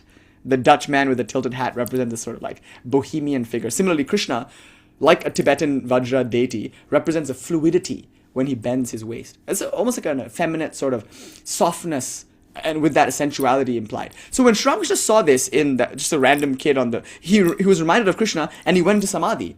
Like the slightest suggestion will send his mind into a religious ecstasy. In fact, when Sri Ramakrishna went to the zoo in Kolkata at the time, it was kind of like a novelty. The British Raj brought in a tiger. Like, "Oh, let's go see the tiger." They went to the zoo, and Sri Ramakrishna saw the tiger, a Bengal tiger, right? And he went into samadhi. Why? Because it reminded him of the divine mother Durga, the goddess riding the tiger. It was enough to see a tiger or a lion for him to remember God in such an intense way that he went into samadhi. It's like, imagine you find the sweater of your ex in your closet. And okay, what are you going to do? Almost every one of us will smell that damn thing. You know, like you can't help it. Like there is an article of clothing from somebody you once loved and maybe still love, maybe haven't seen in a while. And when you smell it, what happens? Oh my God, all the memories come flooding back. You work so hard to get over that person, and now you're like crying again. Maybe against your better judgment, you text them inconveniently. So like the problem here is that like even the slightest smell, and smell is, oh my God, so intimate. But even the slightest thing, the sight and smell and sound, a song that maybe reminds you of them, like this thing will send you into a mood. And think of the gopi's mood, where even seemingly insentient objects in the world, not only reminder of her beloved, but in a particular state of intensity, are her beloved. Like everything in the world reminds her and brings her into contact with her beloved. Her gopi mind is saturated with Krishna. And this kind of like chaotic almost way, a scary way. Oh, hi Tila. Tila Tequila. Jaima. Hi. So like she's freaking out, as it were, but in a way that's kind of like lovely. I think it's like desirable to be in this state of mad love. It's not a state of madness such that a person is suffering. They're not like having a bad time, but they're not having a good time either. So it's not grief, it's longing. And hence, in Sanskrit, we have a special word for it. And you know, I don't think there's a more beautiful word in this language than viraha. In fact, chamatkara and viraha might be the most beautiful Sanskrit words I've ever come across. And of course, each word is so multivalent, but viraha, it means like that divine yearning, which is utter ruin and anguish. But as Tulsidasa, one of our great poets, says, even one tear cried in the name of viraha is sweeter than all the joys in the world combined.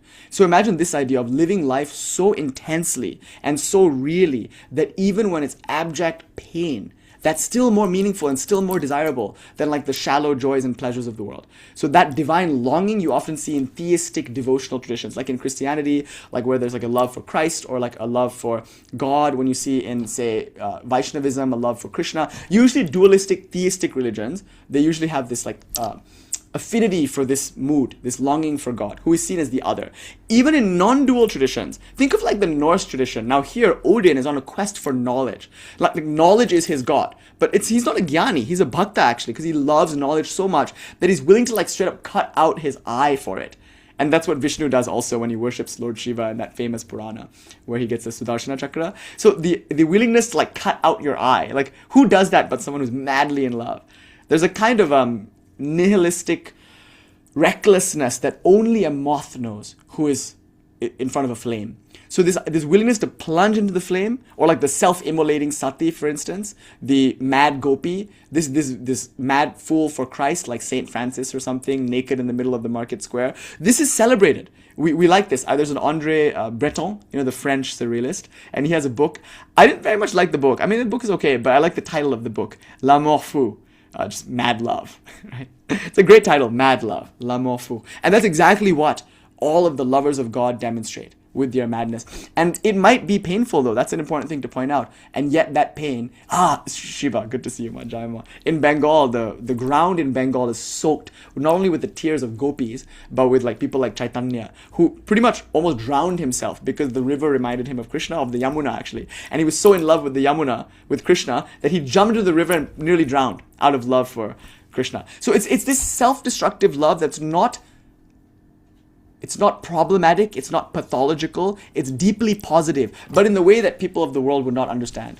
So viraha is a beautiful Sanskrit word. And there's another word that I really love, chamatkara. Of course, that word is technical within the Tāntrik tradition. It means poetic rapture. So anytime I'm in a state of wonder, if I feel like I don't know what's going on and I'm in this space of unknowing, the beauty of that is called poetic rapture, chamatkara. Kara, to make, chamat, like relish, the experience of relish. In fact, if I drink tea and I take the time to savor it, not in like that Buddhist mindfulness sense of becoming like present, but in the aesthetic sense of appreciating the rasa in a highly refined artistic way, in a Salvador Dali like fiddle with your pretentious mustache kind of way, like that can be called chamatkara also, right? The joy of relishing art or wine or like a kiss or something. There's a beautiful Khalil Gibran line. It's like the wind longs to play with your hair and the earth delights at the kiss of your feet. That use of the word longing, the wind longs to play with your hair, and the use of the word delight. That's important because delight and longing is usually the mystic's experience. Delightful longing, or a longing that is for delight or something. So chamatkara.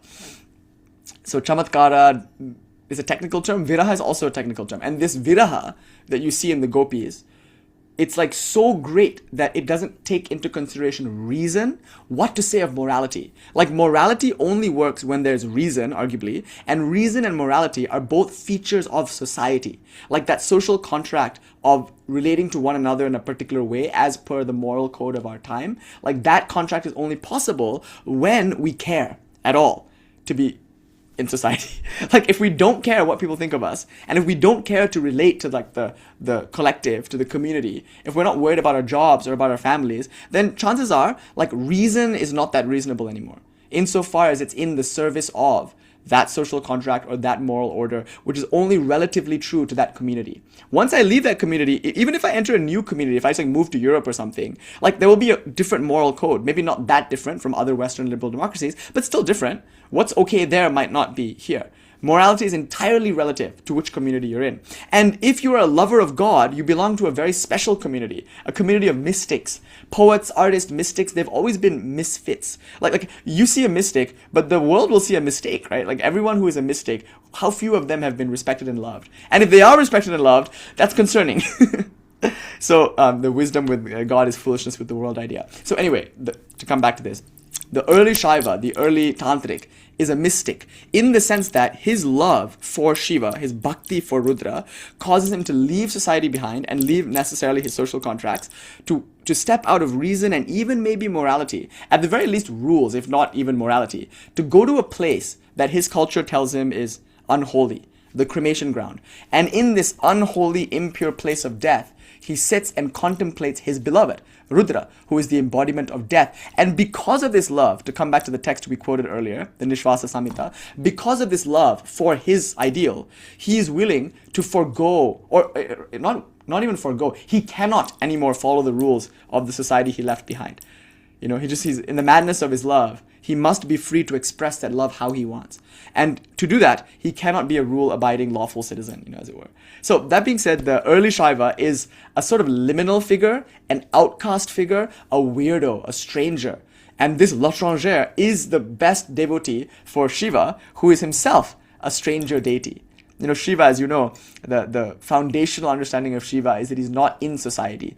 He is depicted often as a yogi, a meditating wild man. The fact that he is a shaman in the wild is also important. He's always wearing animal skins. You will never see Shiva dressed in any clothing that can be like spun or something. One almost imagines the Christ barefoot saying, look at this lavender. It does not sow or reap or weave. It does not spin, nor does it weave or something. And yet it is clad in raiment finer than Solomon or something. His claim is that that nature is naturally beautiful.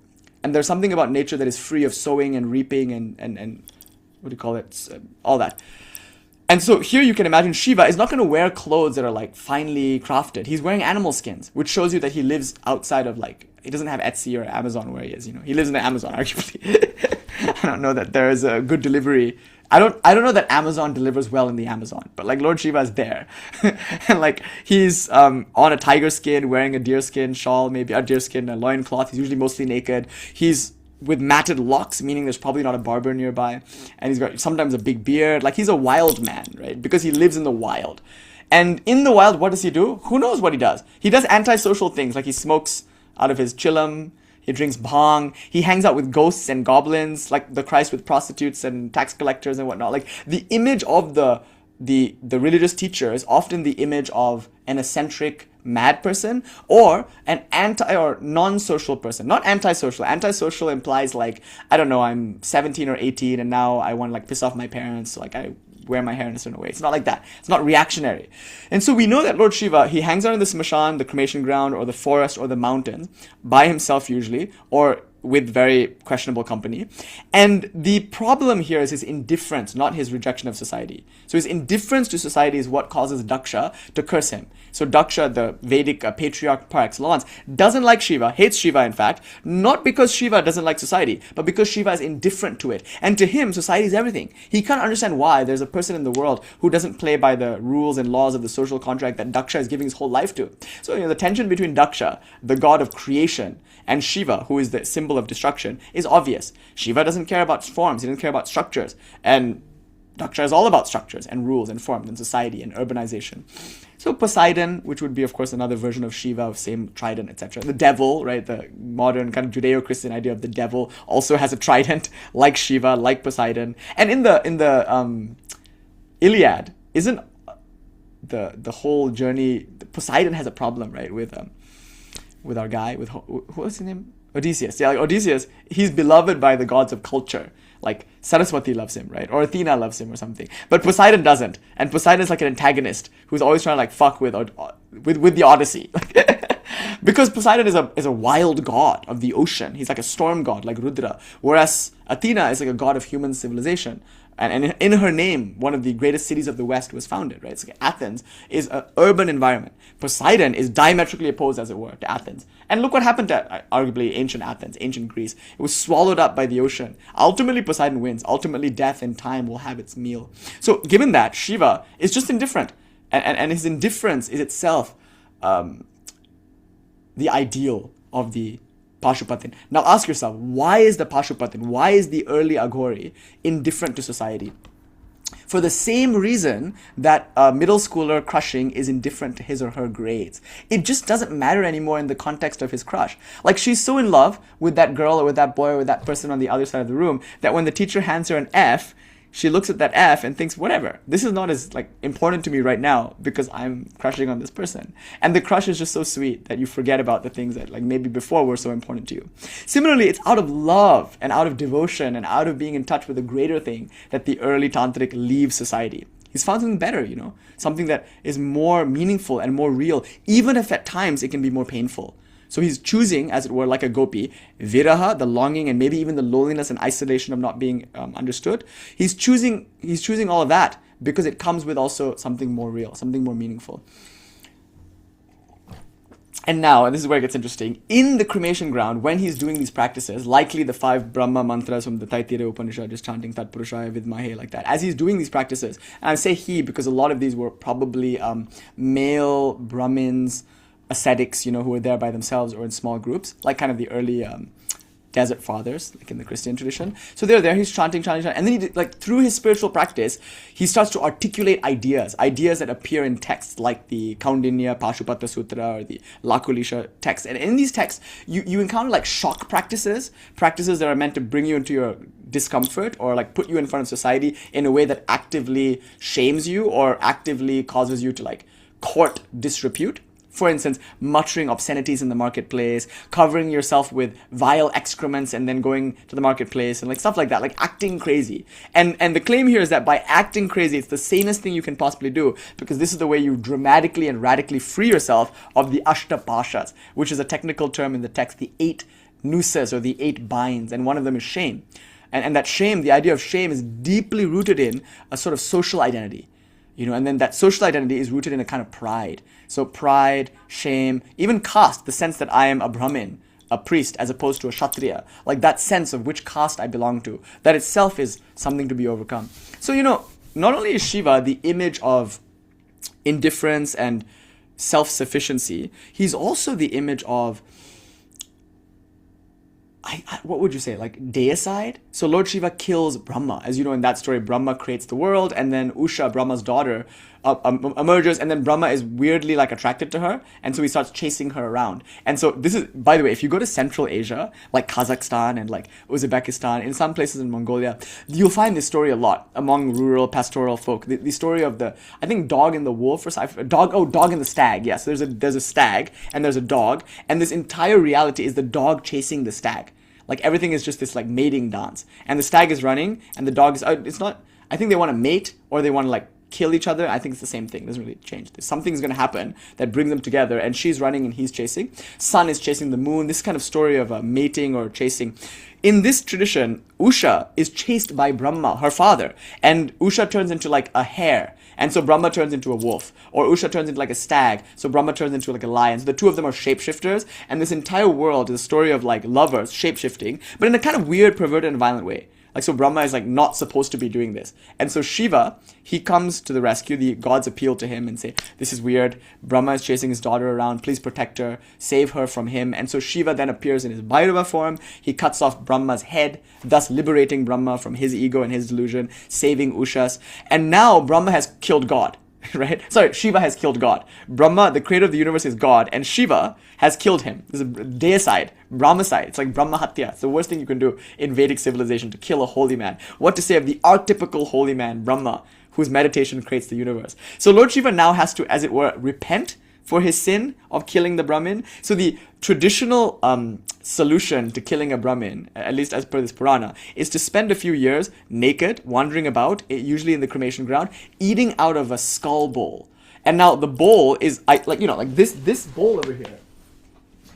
It's a ritual bowl, but it's important that it's made from the head of a Brahmana. So this is a Brahmin skull, allegedly. It's hard to say because sometimes these are actually just from Muslim burials and political prisoners in China. It's hard to actually like really know where your kapala comes from. But this kapala is a Brahmin's head. Like there's a person who by caste is a Brahmin who was then hopefully died of some very natural cause, and then his skull is used in the puja. But why does it have to be a Brahmin's head?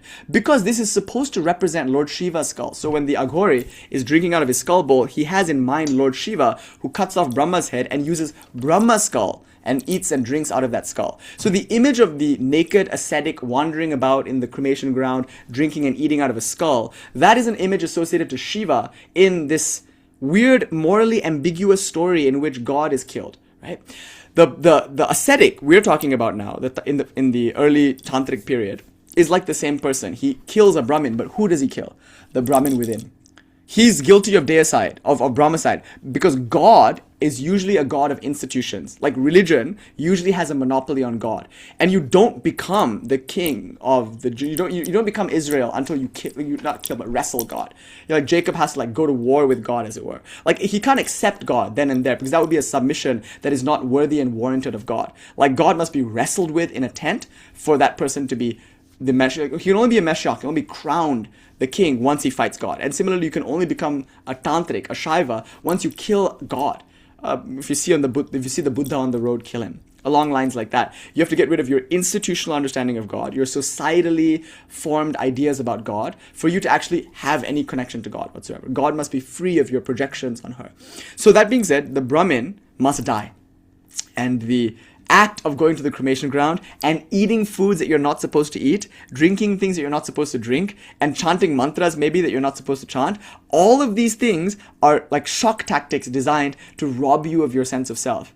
Sometimes violently and dramatically, ideally gradually and slowly and in a sort of systematic way. But these guys, arguably they were so in love that they were desperate, so desperate to realize God that they would stop at no ends. There was no holes barred here. So they were doing this, and as a result of their devotion and their intensity, they started to write books.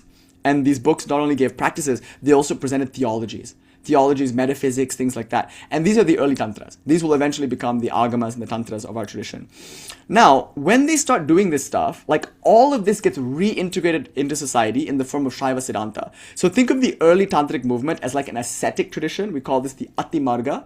And then those things that were discovered in the cremation ground as part of this ascetic period of our history, these things are reformed and applied again within the context of urban society. So it's like the Brahmin in the city that is now practicing Shaivism, using the mantras and rituals and modalities that were discovered by the ascetics who rejected society. So Shaivism goes between these ascetic and householder phases, as it were, and then they exist coextensively. So the Ati-Margins are over there, and these new forms of Shaivism, they're called Mantra Marga. Shaiva Siddhanta is arguably not Mantra, but Mantra Marga. Then it's interesting. Then something happens again, where within the Shaiva Siddhanta, people also go back to the cremation ground, and they're there and they're doing spiritual practices. And now the goddess becomes more and more conspicuous. Where before, this tradition was only interested in a male form of God. The absolute nature of reality was depicted as Shiva, who is male, and his consort, Śakti, is at best a sort of philosophical abstraction to explain Lord Shiva's power. Shiva's Śakti, as opposed to Shiva Śakti. And Shiva's Śakti is his ability to create, maintain, destroy, reveal, and conceal. So when you see the image of the dancing Shiva, he is there depicted doing all these 5 acts. It's his Śakti, his energy, by which he's allowed to do this, but still you don't see her represented in the image. And if you go to the holy city of Chidambaram, which is a famous temple to the dancing Shiva, there you'll see a big image of the Shiva and a very small Parvati off to one side. So she's there, but not really. It's Shiva who is the main deity, and Shiva is a male deity. And you could argue as an Ardhanareshwara form, like we talked about him, her, it last week, the non-gender conforming Shiva. And of course, in the Ardhanareshwara, sometimes you see people put a sari on her, and you'll see that his hips and his mannerisms are somewhat effeminate, and arguably in Indian theater, it's the male actor who plays female roles anyway. There's certain gender fluidity to Shiva as the dancer, obviously. Like Arjuna, he is always wearing women's clothes when he dances, like that thing. But still, you can't deny Shiva as a male god. And so Shaiva Siddhanta is a tradition that worships God kind of as father or as guru. So that's an important point. And so too with the Ati-Margins. You have to remember the early Aghoris were not Kālī worshippers. They didn't worship the wild goddess of the cremation ground. They worshipped Lord Shiva in his wild and savage form as Rudra, the storm god. So whether it's Rudra or Sadashiva, this is a patriarchal male tradition, which is not, I don't mean the word patriarchal in the pejorative sense here. I just mean in the historical sense of God being depicted as male. Yeah, the word God is not gendered. God is not the male form of the word goddess. God is like a non-gendered word, It's very interesting. Anyway, God being male is important because it also means rules, structures, forms. So you could argue that the Shaiva Siddhanta formalizes the somewhat loose and freewheeling early cremation ground tradition. So we go back, as it were, to a Brahmanical code of conduct, except that now it's within the Shaiva sense. So we have a new code of conduct. We've created a new religion, as it were, out of that movement, that spiritual movement, which rejected a predecessor religion, which is a very often thing that happens. Like where there's a religion, it loses its force, it becomes an emptied out like system of rules and regulations. A great reformer comes, teaches spirituality, comes to uphold and not to break, and like then everyone gets excited again and they arguably form a new religion with new rules, and then a new liberator must come arguably and remind everyone that like it's not about the rules, it's about the love. As you can see, it's a common progression of religions. So Shaiva Siddhanta, it's there, right? And then again we go to the cremation ground. I'm coming to the end of this in just a few moments. We go back to the cremation ground, we start doing cremation ground things again, and this time conspicuously the focus is no longer on Shiva. It starts moving towards a new presence, as it were, maybe an old presence that we are reminded of, and that we call the goddess. And Śakti becomes more and more the centerpiece of worship. So from Shiva, we go to like maybe Shiva and Śakti. So this is called the Yamala Tantras. There's also Bhairava Agamas, which are within the Bhairava Agamas. Most of them are about Shiva, but then there's some that are about Shiva and Śakti, where we worship them as a pair of deities, like consorts. Even Ardha Nareshwara is a sort of Yamala idea, where they're two and they're understood to be one, the man, woman, God. Ardha Nareshwara, the god who is half woman. So you can see a split. But of course, they're having sex, right? The idea of like Ardha Nareshwara is that the two of them are like in sexual union, and you're worshipping not a single male deity. You're worshipping also not a pair of male and female deities. You're worshipping the erotic like union of those two deities as a symbol for the ecstasy of this universe. That's Shiva Śakti. But then, interestingly, once you start moving, I'm going to say left, once you start moving to the Śakti Agamas, the Shakta Agamas, we kind of forget about Shiva. Now, Shiva's dead. Like he's like lying down in a corpse form, and like, you know who's on him? The goddess. And she's riding him. Like she's like some necrophiliac or something. She's having sex with the corpse. Or she's dancing on the corpse. But whose corpse is she dancing on? Shiva. So look at this, you guys. Like Shiva kills Brahma, and then Kālī kills Shiva, and then Ramakrishna kills Kālī. Like think about it. The spiritual practitioner kills themselves, as it were. But to kill themselves, they have to kill their idea of God. Like until you commit deicide. I remember we had that lecture. It was a somewhat controversial lecture. It was like a murder-suicide deicide lecture. And matricide, because God is mother. You have to kill your mother who is God. So killing yourself, first killing the goat in goat sacrifice. Goat sacrifice is very important to us. Something we share with the Judaic tradition is like an emphasis on like sacrifice. Like sacrificing to God is one of the main practices in Kali Puja. So sacrificing goats and sacrificing buffaloes, that's a big tradition and very important tradition. Of course, people have hang-ups about this. As they do. They'll eat all the meat in the world, but once they see us killing a black rooster for God, they're like, oh my God, how could you have done that? I'm like, bro, you just went to KFC, like chill. But like the animal sacrifice tradition is important. Then the idea of like going beyond the ego, that like internal destruction of your concept of who you think you are, that's important. But then even going beyond God, you have to kill God to become a truly mystical, and to be a mystic, you have to kill your idea of the religious God. So you'll see that in the tradition, the metaphor is carried out by Brahma's death and by Shiva's death. So once you get to the Shakti Agamas, life is Shiva's erection. Going back to the image of Lakulisha. The reason why he's erect, as it were, or the reason why the early Pashupata image of Shiva, that erection represents a kind of dynamism, a kind of life, a kind of desire, which religion typically rejects. So religion, with its rules and laws and structures, typically wants to temper that wildness and desire and that, as it were, self-expression, life expression. Whereas the Shakti traditions celebrate it and revere it. And so life is now the function of desire. And desire is the very essence of God. So Shiva's erection, if you will, points to his, not virility to create, but the intensity through which any creation, destruction can happen at all.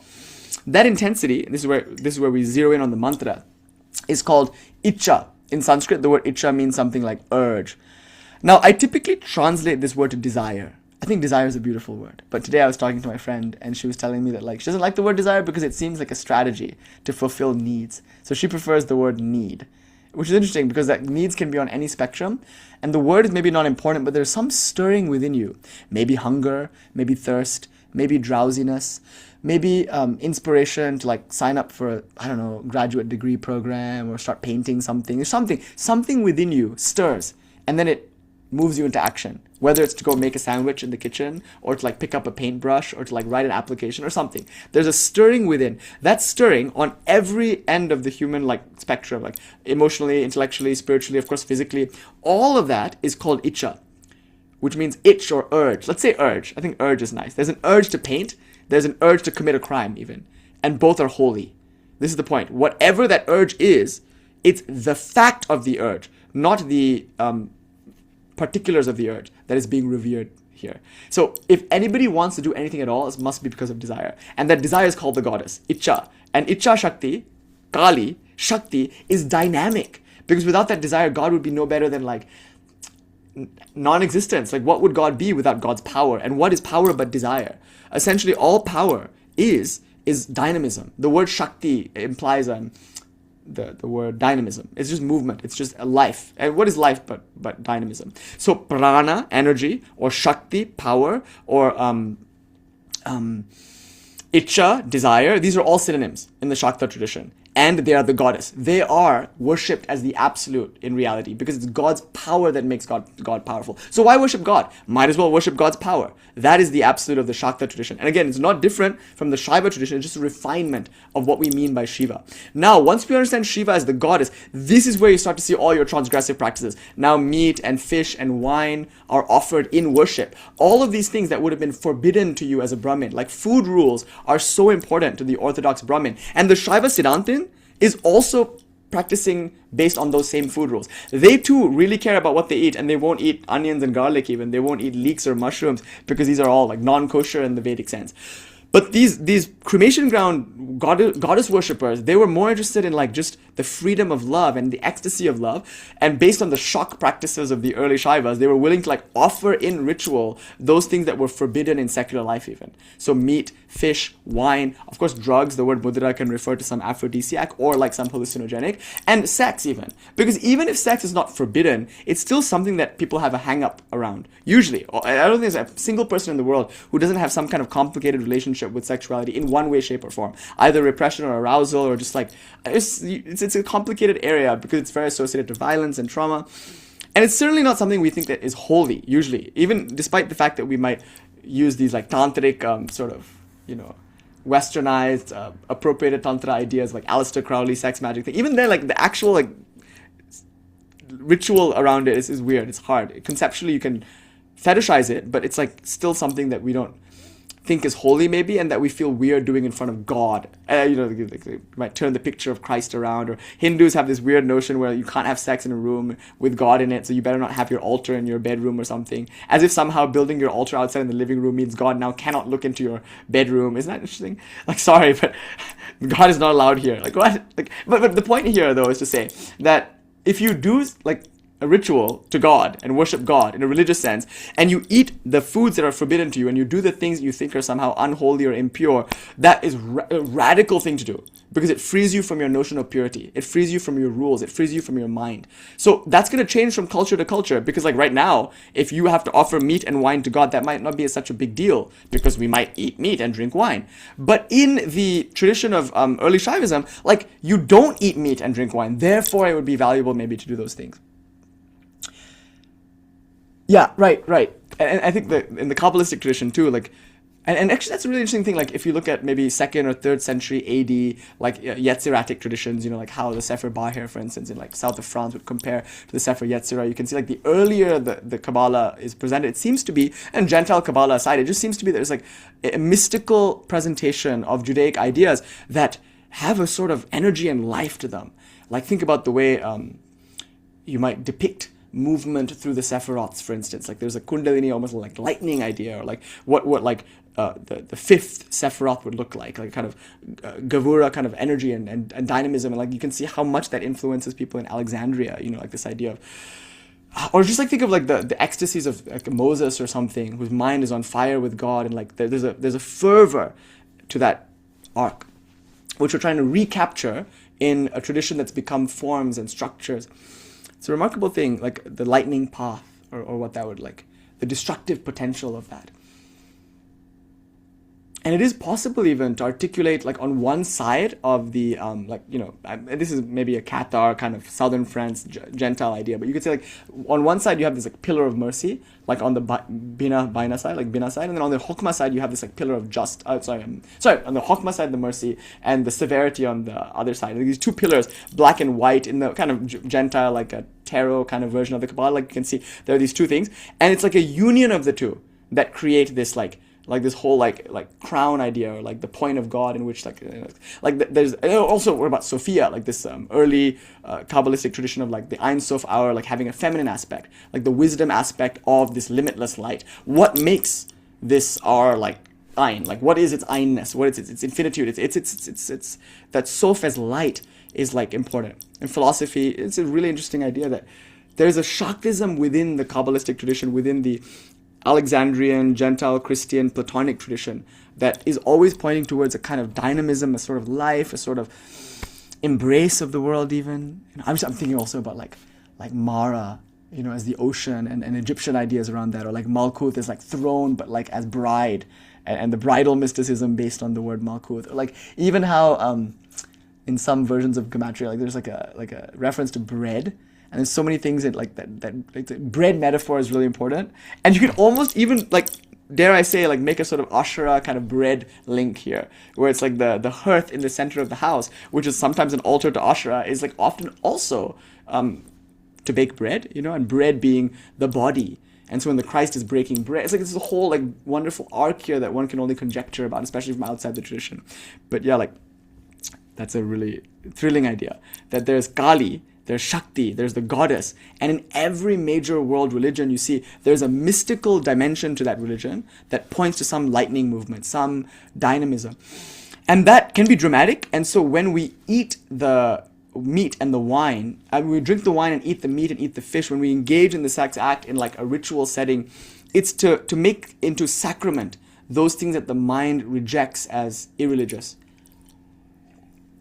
And ultimately, you can see the project here is to reclaim everything as holy. The whole world becomes God, because everything in the world is now saturated with holiness, which is immediately apparent when one gets rid of the mental projection of good and bad. So it's the mind that covers the world, as it were, with its judgments of right and wrong, holy, unholy, good and bad. It's these rituals that are more or less shock tactics that break that paradigm. And when the mind is stunned into simplicity, when we can interface with reality without any stories or without any countervailing presuppositions, like children, when we look upon everything with innocence and with guilelessness, we see that everything is already inherently holy. That holiness did not have to be created or discovered or invoked. It merely had to be recognized. One discovers the inherent purity of the soul, which is wholly free of any dualistic notion of right and wrong, pure and impure. There is no sinner to be saved. There is only the recognition of innate divinity.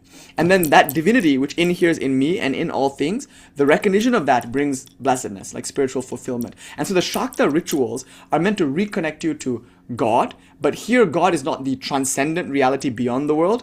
I mean, it's not that, but God is the immanent reality, which is the world. So the world as God, or God as immanent, is the, as you know, obviously, preaching to the literal choir here, obviously that's the emphasis of Shaktism. Like the goddess traditions emphasize God's immanence. But again, it's not like a nature-based pantheism here, because God's transcendence is also recognized. So God is that which is without any form, cannot be made into any idol, which cannot be thought of in any language structure, like that unpronounceable name. That's God. But that God who is unpronounceable, who is beyond any notion whatsoever of form, is also maximally all forms. So when you look at the Judaic understanding of God as, like the Tetragrammaton is still a person that you can pray to, just not one that you can symbolize or idolize. And when you look at the Buddhist and the Advaita Vedanta of God, it's not even a person anymore. It's that which cannot be pronounced or understood, avang manasa gocharam, but you can't even pray to it because it doesn't exist as a being. It's existence itself. And so existence itself, which is nirvikalpa, nirakara, which is non-form, non-thought, it's absolutely inscrutable. There's nothing you can do to represent it in any way, shape, or form. And anything that you do to represent it, even by giving it a name, in Buddhism, they won't even say Brahman, they won't say Sachit Brahma, or to say anything would be to already idolize it. The idol here is not a stone statue or a golden bowl. The idol here is literally any language that you can use to describe God, because that is itself a limitation. And the Buddhists won't even permit that. So they come off as atheists, because they don't present an absolute, but they don't deny one either. as Nagarjuna points out. So there is a Buddhist absolute, and what that Buddhist absolute is given a name in Advaita Vedanta. Satchit Ananda, existence itself, consciousness itself, bliss itself. But this is important, that thing has no form. And so if you are seeing a form, it's not reality. It's like some projection on reality or some limitation of reality. Therefore, God, whether Brahman or whether Satchit Ananda or whether Tatragrammaton, like whatever that unspeakable transcendent God is not this world. It's beyond this world. And then now now we have to ask, like, what is this? Because God is that, right? Like God is beyond the world. God is that. Tat literally means that. And then there's this. What is this? This world. And maybe they're two different things. The Platonic idea is that like there's God and the realm of the archetypes and whatever. And then there's this, and this is like a fallen realm, or like a shadow realm, or like a lesser realm, or like a school. The Gnostics have this like demiurge like idea. Basically, the dualistic traditions are able to posit the world as separate from God, because God is usually transcendent. The non-dual traditions have to find some way to explain away the world. So they'll say the world is an illusion, or the world is void, or something like that. They'll point to the world and say that you're experiencing it, no doubt. But just because you're experiencing the world doesn't mean the world is real. Just because you see some shimmering in the distance while you're like in the desert, does that mean there's a lake there, an oasis there? No, it's a mirage. How much water does the mirage need to have to wet the sands of the beach or the desert? Think about it. Like, it's like the experience of something is not itself the fact of its existence. I can see a bent stick in water, but the stick is straight, unfortunately. That's why it doesn't have so much fun at parties. But the stick is like bent in my perception. Like I see it as bent. Shouldn't I say it's bent? No, just because I'm perceiving something doesn't mean it's that way. And this is what Buddhism and Advaita Vedanta are going to say about the world. Just because you're experiencing it, don't be so sure that it's there. God didn't create it. There's no world. In fact, there was never a snake. There was only a rope misperceived in low light. There was never a world. God, world, and individual souls are all illusory, erroneous projections onto reality, which is one homogeneous existence consciousness bliss. So in a deep meditative experience, you realize, oh my God, I was never in the world. The world was merely a thought in my mind. Think about the dream. When you were dreaming, while you were dreaming, okay, all lucid dreaming aside, like while you were dreaming, there were buildings maybe. And I like to think, like, just like imagine you're Elmo or some shit, like a Sesame Street style dream. And like maybe you saw the Cookie Monster and you had an argument with Big Bird. Like you're just like having this whole life as Elmo or whatever.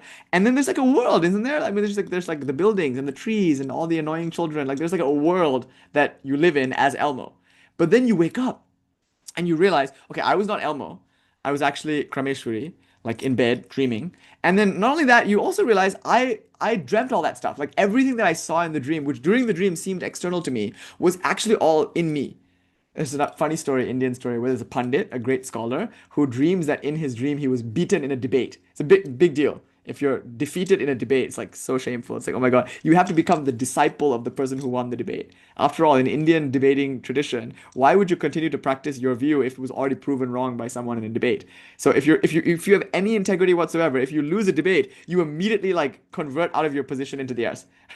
Which could be crazy. If Shankara comes to your house and debates you and wins, you literally leave your wife and you leave your children, you put on ochre robes and you follow him out into the woods. Like you don't want to debate people and lose. So this Pandit in his dream was beaten in a debate, and so the next day his disciples saw him sitting like really upset, because he was beaten, like kind of like just being gloomy. And the disciple said, Panditji, why are you so sad? And of course Panditji says, you see, my boy, in my dream I met a great scholar and he kicked my butt and now I'm sad. And then the boy said, but gee, wasn't it your dream? And if it was your dream, then you were that debater who beat you. So you beat yourself in your dream, actually. That means you're the real victor. And then he was happy again. And that's how our dreams are. By the way, haven't you woken up next to your partner or whatever and then like been mad at them for something they did in your dream? Fuck you. How dare you do that? Like, I mean, they didn't do it. Like, your dream version of them did it. I don't know. It could be a premonition. You should probably take that seriously. We should take our dreams very seriously. But you often, in your dream, experience your own internal version, maybe, of whatever it is that's going on outside in the world. So you don't actually think that the dream is external to you. But wasn't that your experience while you were dreaming? While you were dreaming, you felt the world to be external. Then you woke up and found out that it was all in your head.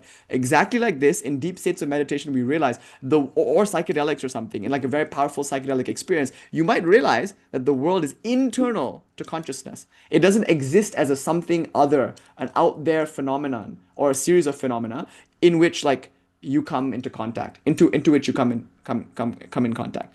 Because what if it's all just in here? What if all sensations arise within, hence the Matrix movie premise, like brain in the vat kind of simulation theory, based on this early Cartesian, what if it's a illusion kind of thing? It's like the world is experienced, but don't by that be thinking that it's real.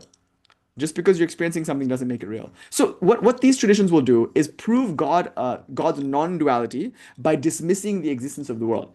The dualistic traditions might accept the world is real, but they're not interested in non-duality, which of course limits God's absolute nature. How can God be absolute but still be separate from the world? This was Spinoza's argument. And by the way, as a Dutch Jewish person, Spinoza was arguing from within his Judaic tradition. Like he was like a rabbi, like in a sense. Like he was interested in proving God, but the Judaic idea of God.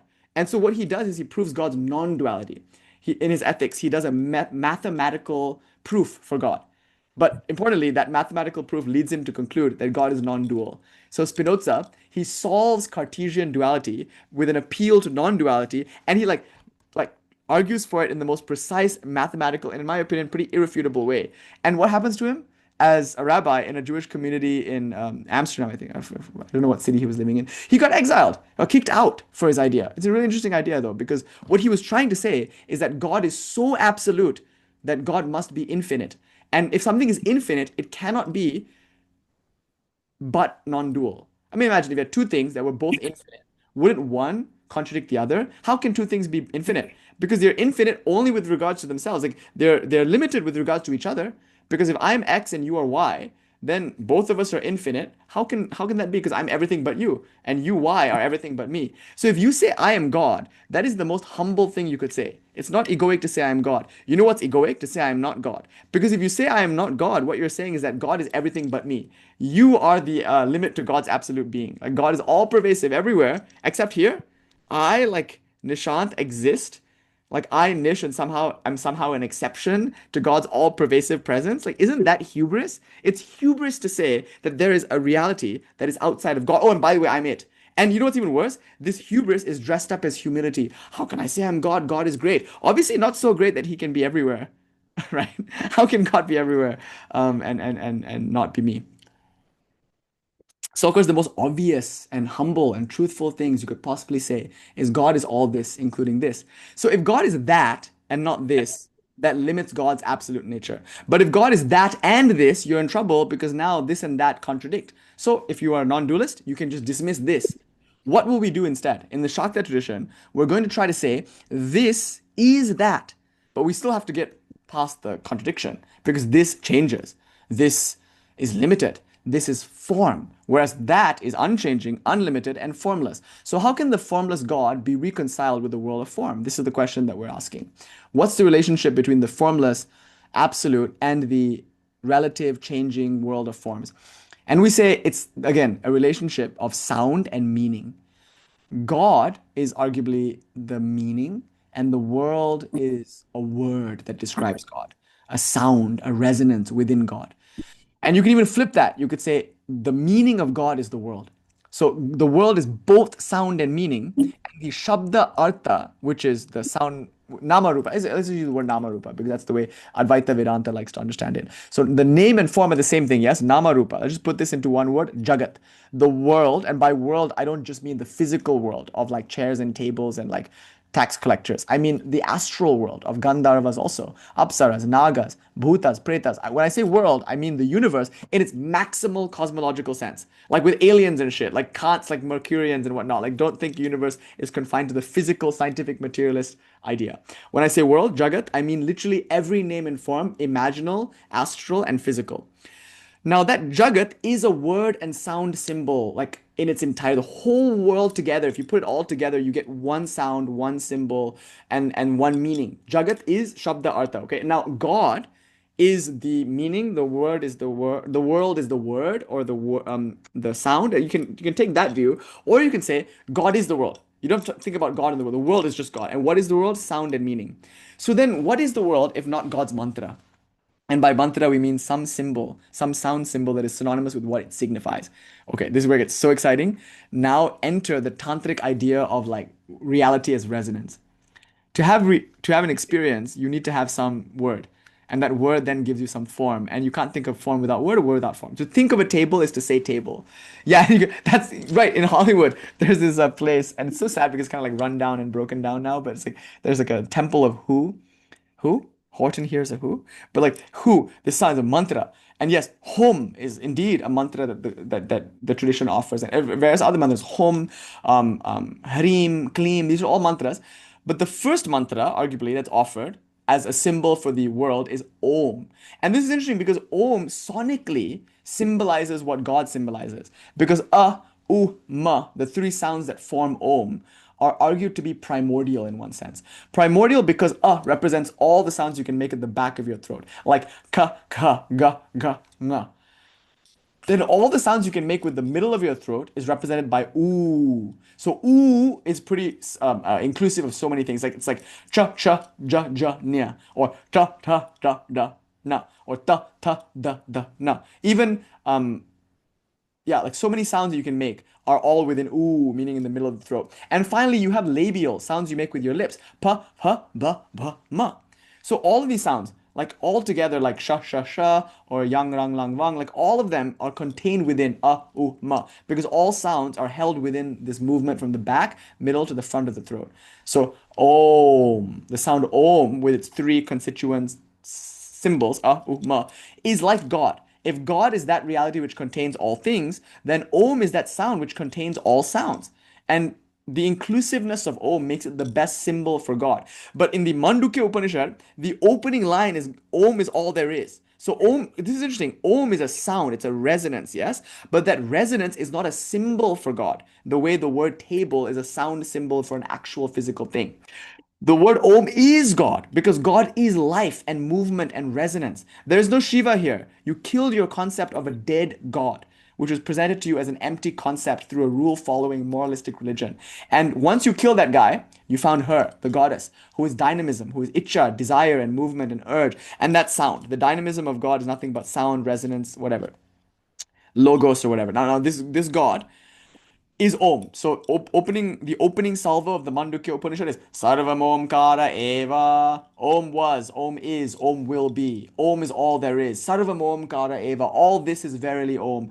And then, more interestingly, in the Isha Upanishad, it's Om Purnamada Purnamidam Purnat Purnamudachyate. Now, this is interesting. Purnamada Purnamidam. That is whole.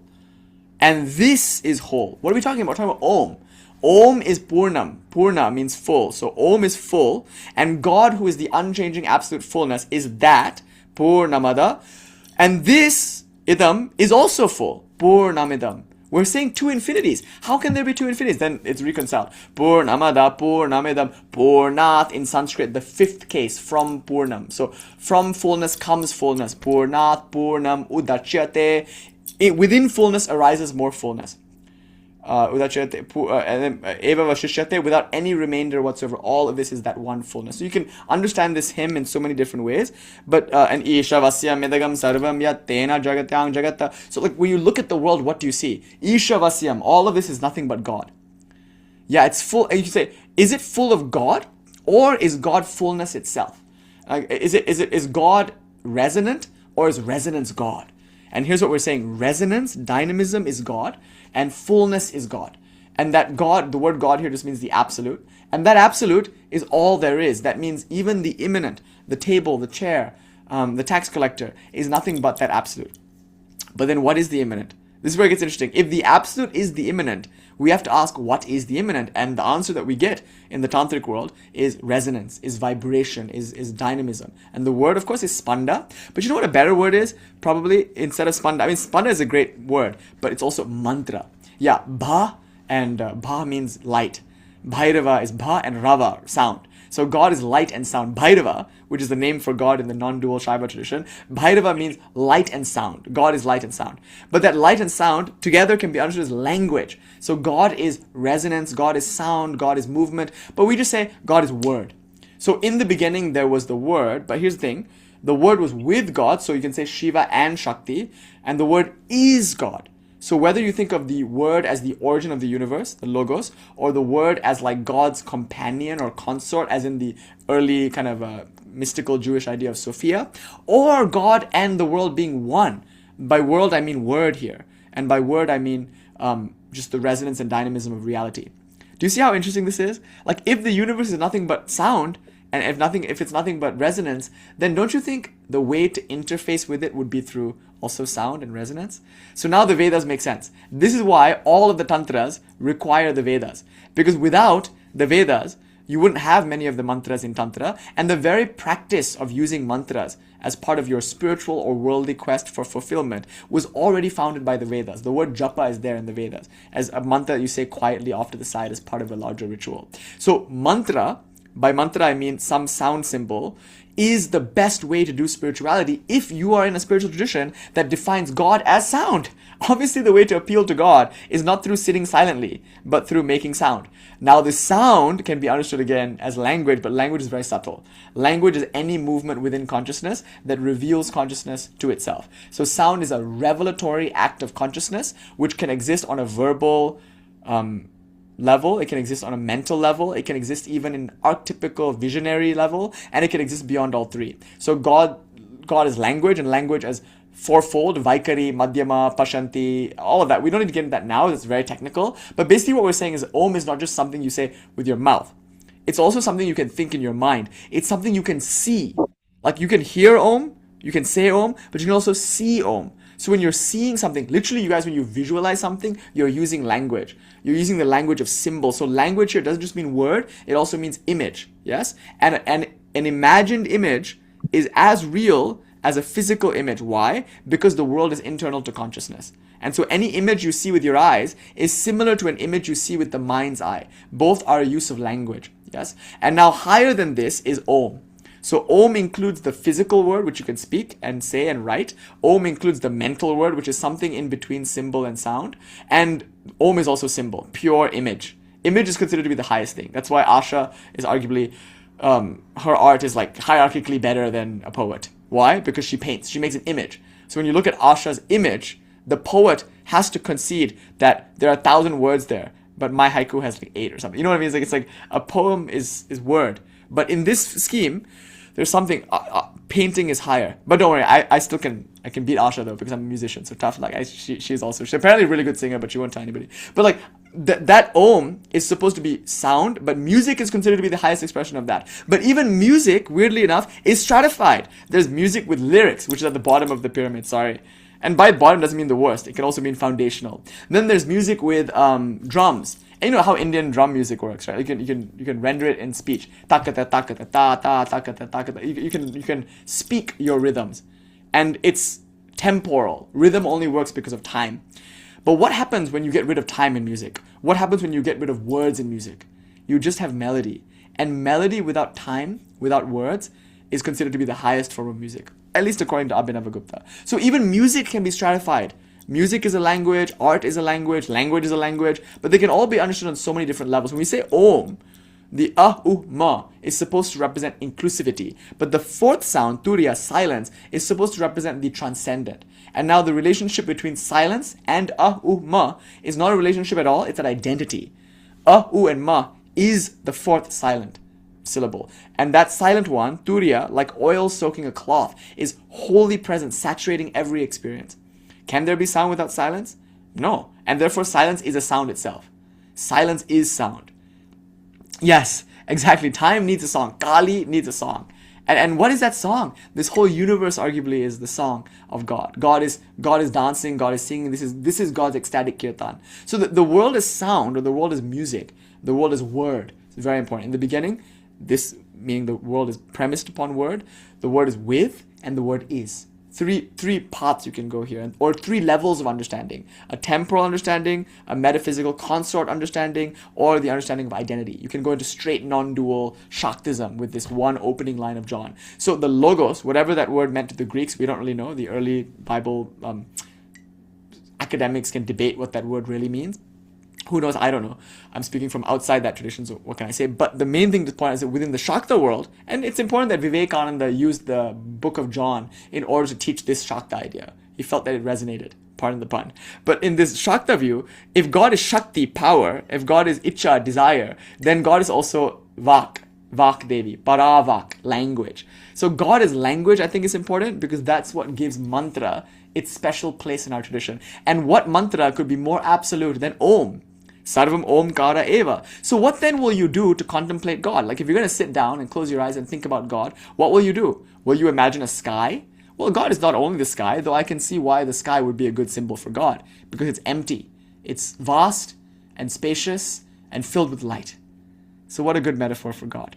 Or the ocean, maybe you can think of an ocean, maybe even an ocean of light. When you hear the word Ein Sof Aur or something, like limitless light, and you close your eyes and you think of like light without limit, what would you think of if not a horizonless ocean? But even that is an image. It's an idol, actually. The sky is an abstract, spacious image, but it's an image nonetheless. And what image will describe the imageless God? When you think of, like, say, the ocean, again, that's an image, and the image is like but a depiction. Except here, it's not. Here, literally any image will do. Because unlike the Advaita Vedanta tradition that denies God's form, here God is both formless, Purnamada, but God is also Purnamidam, meaning God is Sarvakara, not Nirakara. God is Nirvikalpa, beyond thought, but also Sarvakara, in every form, as every form. So God is everything maximally, and therefore anything will do. Literally anything will do. You can imagine a table and you'll be visualizing God. For God is that table. There's nothing that's not God. Once M asked Sri Ramakrishna, can I visualize my own mother in meditation? You know, like imagine, like you're visualizing Kālī, right? With her arms, her forearms and swords and things, or her yantra with the downward pointing triangle. What if somebody said, now just visualize your mother? You would think, but my mother is not God. Also, I have a complicated relationship with her or something. You might think that, right? Freud did that. Look what happened to him. But like, if you just think about your mother, will that be a spiritual practice? Yes. Sri Ramakrishna said, absolutely. Your mother is one with God. Could there be any better symbol for love, if not the love of the mother? Just symbolically, abstracted, not your mother, but mother in general. The self-sacrificing mother. Like, is there anything in this world so holy as a mother's love for her child, her protection, her fierceness? Mother is a very high notion in this tradition. And therefore, why don't you just meditate on your own mother? That will do. Meditate on someone else's mother. Meditate on an image of Christ's mother. Meditate on a newspaper clipping or a magazine clipping of some model mom or some mom of the year 2024. I don't know. Like any mother, any person will do because everyone is God. Everything is God. Any form will do. Yeah, and Stacy's mom. This is the Stacy's mom sadhana. She really does have it going on because it all happens within her. Stacy's mom is the ideal mother. Yeah, I guess. I work at a middle school. So, and you know, never mind, I won't get into it. I work at two middle schools, so the PTA is always an interesting thing. Anyway, so coming back to Stacy's mom, if God is in everything, anything will do, right? She does have it going on, but here's the thing. If anything will do, everything will also do. And what is everything if not Om? It says so. Sarvam Omkara Eva. So if you're going to sit and contemplate God, you could think of an ocean. You could think of a sky. But you know what will happen? As you imagine this image, you'll probably also think about a bunch of other words. Even if you focus on an image, your language might still like dribble out as, I wonder what I am going to have for lunch later. Or how could that person say something like that to me? Don't they have any manners whatsoever? Don't they know who I am? Or something. There'll be a narrative. So the sounds, the language is running out in one way, even though you're thinking of an image. So what sound would be appropriate here to focus on, along with the image of, say, the sky or the ocean, if not Om? So instead of like thinking of any particular thing, it would be better then to just chant Om. And as you chant Om, to internalize Om and meditate upon Om and feel that resonance of Om within you. So Om as Vaikari, which you can chant aloud, you can put on a tanpura. And then even if you just for a few moments go Om, Om,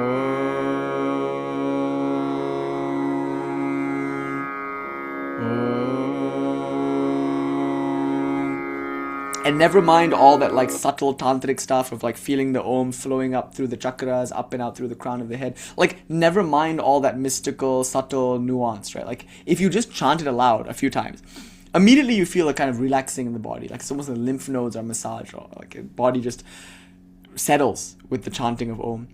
And not only that, the room changes. You feel the room becomes pure, cleansed as it were. If you chant together with others, which is the Vedic practice par excellence, to chant in a group, the resonance is even more powerful. Like if everyone's chanting and like melding together, what a powerful practice to chant Om. Now imagine how much more powerful it's going to be if you chant it internally. You chant it in a deeper way. And how much more powerful it's going to be when instead of chanting it, you just hear it. You just feel the Om resonating in all things, not as a sound, but as a reality, as a lived, embodied feeling. So this Om is perhaps the best mantra for the world, because like A, U, Ma contains all things, Om contains literally every word you could say. And what is the world but a collection of words? Verold, right? Like the Norse idea of man's world. What is man's world but a world of concepts? And what are concepts if not language? Everything can be reduced to language, to words. And all words are held within the one word, the word capital W. Like the word that the rapper says at the end of their bar. Like word. That word is Om, as it were. That was with God, that is God. So we say Śakti, Paravak, literally supreme word, or Paravach, supreme speech. That is Om. So the first mantra for Kālī, the first mantra arguably for the goddess, the first mantra, period, is Om. It's called a pranava. You don't have to use a Shakti pranava or anything. Just Om is enough, because Om is already what you mean by Kālī. It's time, which creates, maintains, and destroys. It's the absolute, which is both transcendent and immanent. And you know what the most important thing is, you guys? Om is resonant. It's dynamic. And Shakti is resonance and dynamism itself. So if Om is resonant and dynamic, if Shakti is resonant and dynamic, Om is a Kālī mantra. Om is a Shakti mantra. Literally, you need nothing else in spiritual life. And a lot of people, they didn't use anything but this, and still they realized everything. But Om. And that could be your whole practice. Every day you could just sit in meditation and think of Om. And by thinking of Om, I mean you can chant it aloud. You can meditate on it as a sound. You can imagine the symbol of Om, and people have done great exegetical work on what the symbol means: waking state, dreaming state, deep sleep state. You could study the Mandukya Upanishad. You could study texts on Om and contemplate exegetically what Om means. All of that. And that would be a wonderful Shakti sadhana. Arguably, this is a Shakti, a goddess tradition practice, because it's about dynamism. It's about language. It's about sound. And it's about mantra. And so you're chanting the mantra. You could chant Om 108 times using a rosary, and then stick to like 10 rosaries a day for like 100 days or something. 100 rosaries every single day of like, you can do so many things with just this Eka-Varna mantra, Om. Okay, so I'll put that there on the table first. Of the 3 mantras that we can use for the Divine Mother, if the Divine Mother is indeed the all-pervasive reality within all things and also beyond all things, and if the Divine Mother is resonance itself, then Om is perhaps the best symbol for her. So just by chanting Om. Now, look what it's saying philosophically. Everything is divine. There's no pure or impure. You can eat whatever you want. You can drink whatever you want. Like the whole world is God, because everything is Om. Yes? So Om. Then there's another idea, the idea of the Shakti pranava. So within Om, you could say there is this stirring. And if you want to refine your understanding of Om, you will understand also that it's Eem. I know we're already, I kind of want to wrap up and I want to land this ship somehow. So I think I'm going to stop soon, and therefore I won't go too much into Eem, except as an axiomatic statement. Within the Kama Kala Vilasa, Eem is the sound that Shiva and Shakti make. No, they don't make the sound, but it's a sound that represents the love play of Shiva and Shakti. So their sexual union is depicted in the sound Eeng. And Eeng then can be combined to various things, like Kriya to make cream, like Hridaya to make Hreem, like Kama to make Kleem, like Shri to make Shreem. So basically all the Bija mantras you find in the Tāntrik tradition, they are within Om, but they're special, as it were, manifestations of Om. So Kreem is specific to a particular vibration within Om. And Shreem is specific to another vibration. Whether it's the new moon or the full moon, it's like they're all different sounds, but within Om. So if you chant Om, technically you've chanted all the sounds, right? But within Om, there are these specific sounds which you can also chant. But they're almost all of them, except for Hum, which references Om also. All of them are going to have some kind of Eem sound probably. Or Sao, or Hraum, or Om, or Saum. There are some that are exceptions. But most of them are going to sound like Eem. And that Eem is the Kundalini that moves between Sahasrara and Mooladhara. So it's able to move towards transcendence, like when you inhale and go into yourself. And when you exhale, it's able to move out towards immanence, meaning towards externality. So this ability for you to externalize yourself as the world, and internalize yourself as consciousness, that ability, that dynamism, is called Eem. So E, that sound. And so that's another mantra for the Divine Mother. And then you could argue that like within the concept of Om and Eem is also the concept of E, like the entire like phoneme system of Sanskrit. If you chant everything within that phoneme system, you've already chanted Om. Because if Om contains all words, you can also just chant your ABCs. And then you also, by chanting that, made all sounds, right? But here's what's even crazier. If you take the first letter in the E system, and you end with Ha, And you put them together, you get aha. And of course, if you add the bindu, you get aham. So your very being, I am, is also a mantra. You are Om, you resonate as Om. You are Eem, you resonate as the dynamic power to externalize and interiorize. And that very being can be called Aham, I am. So Aham is the Maha Mantra of this tradition. I am. And do you have to say it? You don't have to say Eheye. Eheye, Asher Eheye, it's inherent in the burning bush. Like Moses doesn't have to hear it. He recognizes the I amness. And then he goes to the Pharaoh, in whose authority does he go? In that I amness. And in that I amness, that aham, idam aham, it doesn't need to be articulated. You don't have to say aham, aham, aham. You don't say that. You don't even have to think it. It automatically is true. Your very being is itself. It's a self-evident fact. So you are the mantra, actually. What it means to chant mantras to Kālī, it could just be this: to recognize the inherent divinity of your being, which is just to be present, to recognize your being. So some people don't even chant a mantra. They just sit and feel. They recognize their being, and they feel within that being a sort of sanctity, a beauty, a divinity. And then you just contemplate that. That's called aham. In the Vidyā Bhairava, we combine it to the breath. So when you breathe in, you say hum. When you breathe out, you say sa. Or you breathe in, you say sa. Breathe out, you say hum. So you're saying hamsa, hamsa, hamsa. So hum, so hum, so hum. I am that, or that I am, that I am. So this constant recognition that I am that. This still small voice, if you will. That itself is mantra. And the practice could be nothing but recognizing your being. So these are 3 mantras. Om you can chant and contemplate. Eem you probably will also chant. And in fact, it's part of your mantra. If your guru gave you a mantra, whether it's Hreem or Kleem or whatever, the Eem is there. Aim, plus Eem is Aim. And then of course you get mantras like Sao and Hum, but we'll put that aside for now. But then also Aham is a mantra. And let's close with the most powerful of all of these, we could say. Om, if you chant it again, Om, Om, Om, Om, Om, that's going from Ah through to Ma. But what if you go from Ma back to Ah? So if Om is the process of emanating the world, what happens? Yeah, Shiva, that's it. What happens if you go from Ma back to Om, back to Ah? Chances are you get the sound Uma. So Uma, Om, Om, Om, Om, Ma. Ultimately comes down to Ma. So Ma is the closing sound, Ah being is the opening sound. When you flip it, when Kundalini is going from the world back to God, Ma makes more sense than Om. You could say Om is Ma flipped. If Om is the sound by which God becomes the world, or God experiences herself as the world, then Ma is the sound where the world experiences herself as God. You can make that claim. You can understand Ma in all these different ways, but I don't think you need to. Because even a baby immediately understands Ma. Babies understand Ma better than anyone else understands Ma. Because the first thing that they say in every culture is pretty much Ma. Like your mantra upon awakening, like the mantra of your being is not Aham. The baby doesn't come out and say Ah is the opening of the Sanskrit phonetic structure and Ha is the closing. And because of the rules of grammar, you put the bindu, you get Aham. Therefore I will say Aham. The baby doesn't come out saying Aham. Nor does the baby even come out saying, aha. You could say the baby comes out and weeps and weeps and weeps and weeps. And then after all the tears have dried, it might eventually, after a few years, be able to articulate a sound. And that sound is usually, above all, Ma. It's the first mantra you ever said. And so there's something about that, the primordial mantra which you've chanted already so much in your infancy. It's the mantra that you have practiced already. So now when you come to the tradition of worshipping the goddess, do you really need Om, Hreem, Kleem, Sa? Do you really need that? I'm Hreem, Shreem, I'm Kleem, Sa. Like, arguably you could use that, and we do use that. But wouldn't it be better to say Ma? Isn't that the mantra that you had from birth? Isn't that the mantra that's most natural to use, that conveys the deepest viraha, the deepest longing? The sound Ma is reaching out to some reality greater than myself, upon which I depend. An inscrutable reality that I feel a deep and unfathomable affinity for. Ma is the sweetest of all the words that we can make with our mouth. It's the deepest of all contemplations. For if reality is Śakti, she is my mother.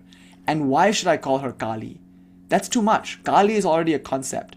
If I must have a concept, let it be the first concept that I had before I had any mind of duality and right and wrong and pure and impure. What was the first thing you were able to articulate before you could articulate anything else, if not Ma? And therefore, doesn't that make sense that Ma would be the most natural and obvious of all mantras? If you can chant Ma sincerely, you'll probably get more out of your goddess practice than chanting any complex Sanskrit mantra. And this is ultimately what I want to close with. This is what Sri Ramakrishna taught us. After practicing all the forms of Tantra, from the right all the way to the left, you realize that the further left you go, the more intensity you get, the less form. So if you're asking questions about how to do X, Y, and Z, that's very valuable. But those questions are going to stop once we have real love for God. When real love for God is there, then forms aren't important anymore. The forms are there to serve the love of God. Once we feel that love, then it doesn't make sense anymore to abide by the forms, just like it doesn't make sense to follow rules and regulations that are externally imposed. So if you're asking your teacher, like, how should I do this ritual? That's going to be valuable up to a point. Eventually, it doesn't matter how to do the ritual. So this is what Sri Ramakrishna is teaching us. It doesn't matter what religion you're in. All religions are true because all religions are a sincere attempt to grasp the ineffable. So the lowest fetishism, like just ancestor and spirit worship, for instance, without any theistic idea of God, to the highest absolutism, like the very refined Judaic idea of like God as the unspeakable transcendence. The whole spectrum of religion, from the lowest to the highest, all of it is holy and good and pure. Why? Because they're all sincere attempts to grasp the ineffable. So the reality of God is beyond both ends of the spectrum, and yet immanent within all expressions of that spectrum. So having said that, then, does it really matter how we do things? Does it really matter what we do? Or isn't it more important how we do it? And the how here is about sincerity and intensity. Vidyā, with real longing. If we do anything, whatever the fuck that is, it will work actually. That's the sadhana. And in the Kaulamārga, you can see the furthest left you get is just madness and rage and intensity. The forms are totally dispensed with. And so now we start offering with our left hand instead of our right hand. Because who cares about the right hand rule? We start offering with our food that we've already tasted, knowing full well that there's an Uchishta rule to not offer food that's already been touched or tasted. We do everything to subvert rules so that we can go beyond rules. We eat whatever we want, we drink whatever we want. The Kaulas are notoriously amoral in the sense that they don't really care about Patrick G. They don't really care about like what society thinks. They just do whatever their heart feels like doing in the name of love. And it's always good because anything you do in love is good. So it's never going to be destructive. In fact, it might be disruptive, but not destructive. It might make people uncomfortable, but it will never harm them. Like what eccentricity arises from love will usually inspire them, will delight them, maybe even in a way that they don't quite understand yet, then and there. Right? They might in that moment become uncomfortable, but then later feel, oh my God, you can do that? You can just like walk on your hands? Or you can just like drop out of school and be a musician?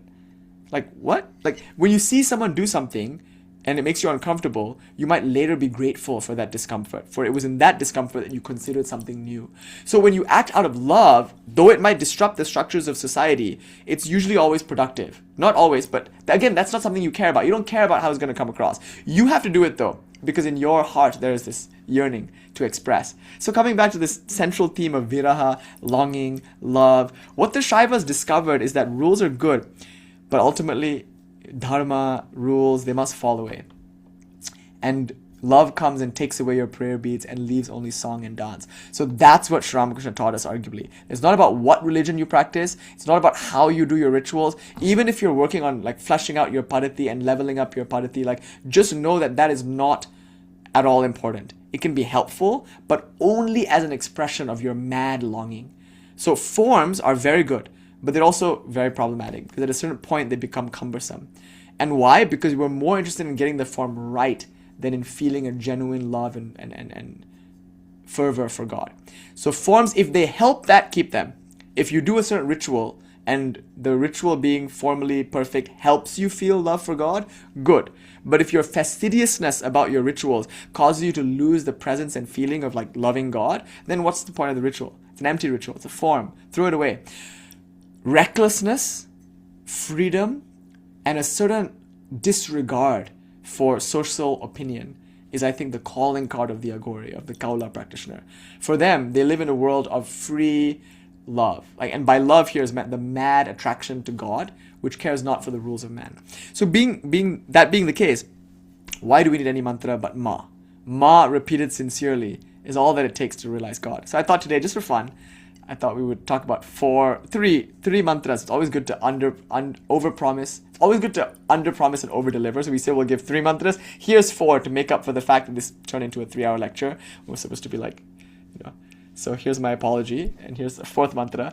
Instead of Om, which is obviously a really great mantra, instead of Eem, which is also the base of so many Shakti mantras, and instead of even Aham, a refined way of understanding mantra on the highest level of being in and of itself, there's also just the simple, devotional, sincere statement, Ma. You can say it in great grief, Ma, the tragedy of losing someone. You can say it in great joy, Ma. You can say Jai Ma. Like, what a great mantra, Jai Ma. I mean, it's a mantra that we use perhaps most often. We say victory to the mother. If you lose a loved one, Jai Ma, meaning let her will be done. Or if you gain a Nobel Prize or something, you win some prize and you're being cheered and applauded, you say Jai Ma, by her grace alone did it happen. Jai Ma is literally good for all times and all places. It's powerful in its simplicity. Make it even simpler. Drop the Jai, drop the victory, and what you have is Ma, who is victory. You have Ma, who is Om, who is the resonance of all things. By saying Ma, you have said all things. And I'll close with this wonderful Sri Ramakrishna statement. He says, sometimes I open my mouth so wide to say Ma, and I feel like my upper lip goes to heaven and my lower lip goes to hell. So the word Ma, when you open your mouth, it seems to like cover the whole thing. And he says, then like a net, it catches everything. Or like a void, it devours everything. So Ma, the opening of Ma, is like upper worlds, lower worlds, all the worlds in between, and even the void that devours them all, eats them all up in the end. So perhaps that's what Kaulamārga is. It's not about Panchamakaras or Bali. It's not about any form. And if we make a form out of the left-hand path, we don't understand the left-hand path. Like if we want to move from the right to the left, but we're still worried about like how our rituals look, if we're still obsessed with structure and with right and with wrong, even with regards to the left, we've missed the teaching arguably. Then we're still practicing the right-hand path except with new rules. If we're real Kaulas, we wouldn't give a fuck. If we were real Kaulas, we would howl mad with joy, drunk on the ecstasy of devotion with our friends the ghosts and misfits and outcasts. We won't even ask. Look, every single day, let me just, if you don't mind, I'll just rant for a little bit. Every single day I get messages on my various social media platforms. And you know what they're like? They're like, can I worship Ma Kālī? Nowadays, I think I'm going to be stern and say, no. If you're the kind of person that asks me whether or not you can worship her, I don't think this is your bhava bhai. I don't think you're going to be a good worshiper of Kālī anymore. Because look, you wouldn't be asking me if you loved her, right? Why are you asking for my permission to love Kālī? Probably because you don't love Kālī. If you loved Kālī, who the fuck cares what you can or cannot do? If your guru tells you that your family will die as a result of worshipping Kālī, and you love Kālī, you're going to worship Kālī. The worshipper of Kālī doesn't ask. The worshipper of Kālī tells. She does not need permission, nor does she need forgiveness. The worshipper of Kālī, unapologetically, fearlessly, free of all hang-ups and superstitions, does whatever the fuck she wants. Because if you're asking me whether you can worship Kālī and still eat chicken, for so long I've said to you, yes, Baba, of course, mother loves unconditionally. Now I'm going to say to you, get the fuck out of my kitchen because you can't stand the heat. You want rules? Then don't come to Kālī. Because you're going to come to Kālī and turn my entire thing into your rule book. You're going to say, oh, now I have to eat chicken. So therefore, I better do Panchamakaras. No. Or I can't eat chicken because I have to be pure to worship Kālī. If at any point you're afraid, just leave. Because there's no room, arguably, for fear when there is love. When there is love, there is recklessness. There is madness. There is a disregard for societal opinion. So why ask for it? Why are you asking your Pandits, your Brahmins, your priests? Why are you asking your parents? Yeah, your parents won't let you worship Kālī. Oh, I've listened to my parents. Excuse me? No, you don't.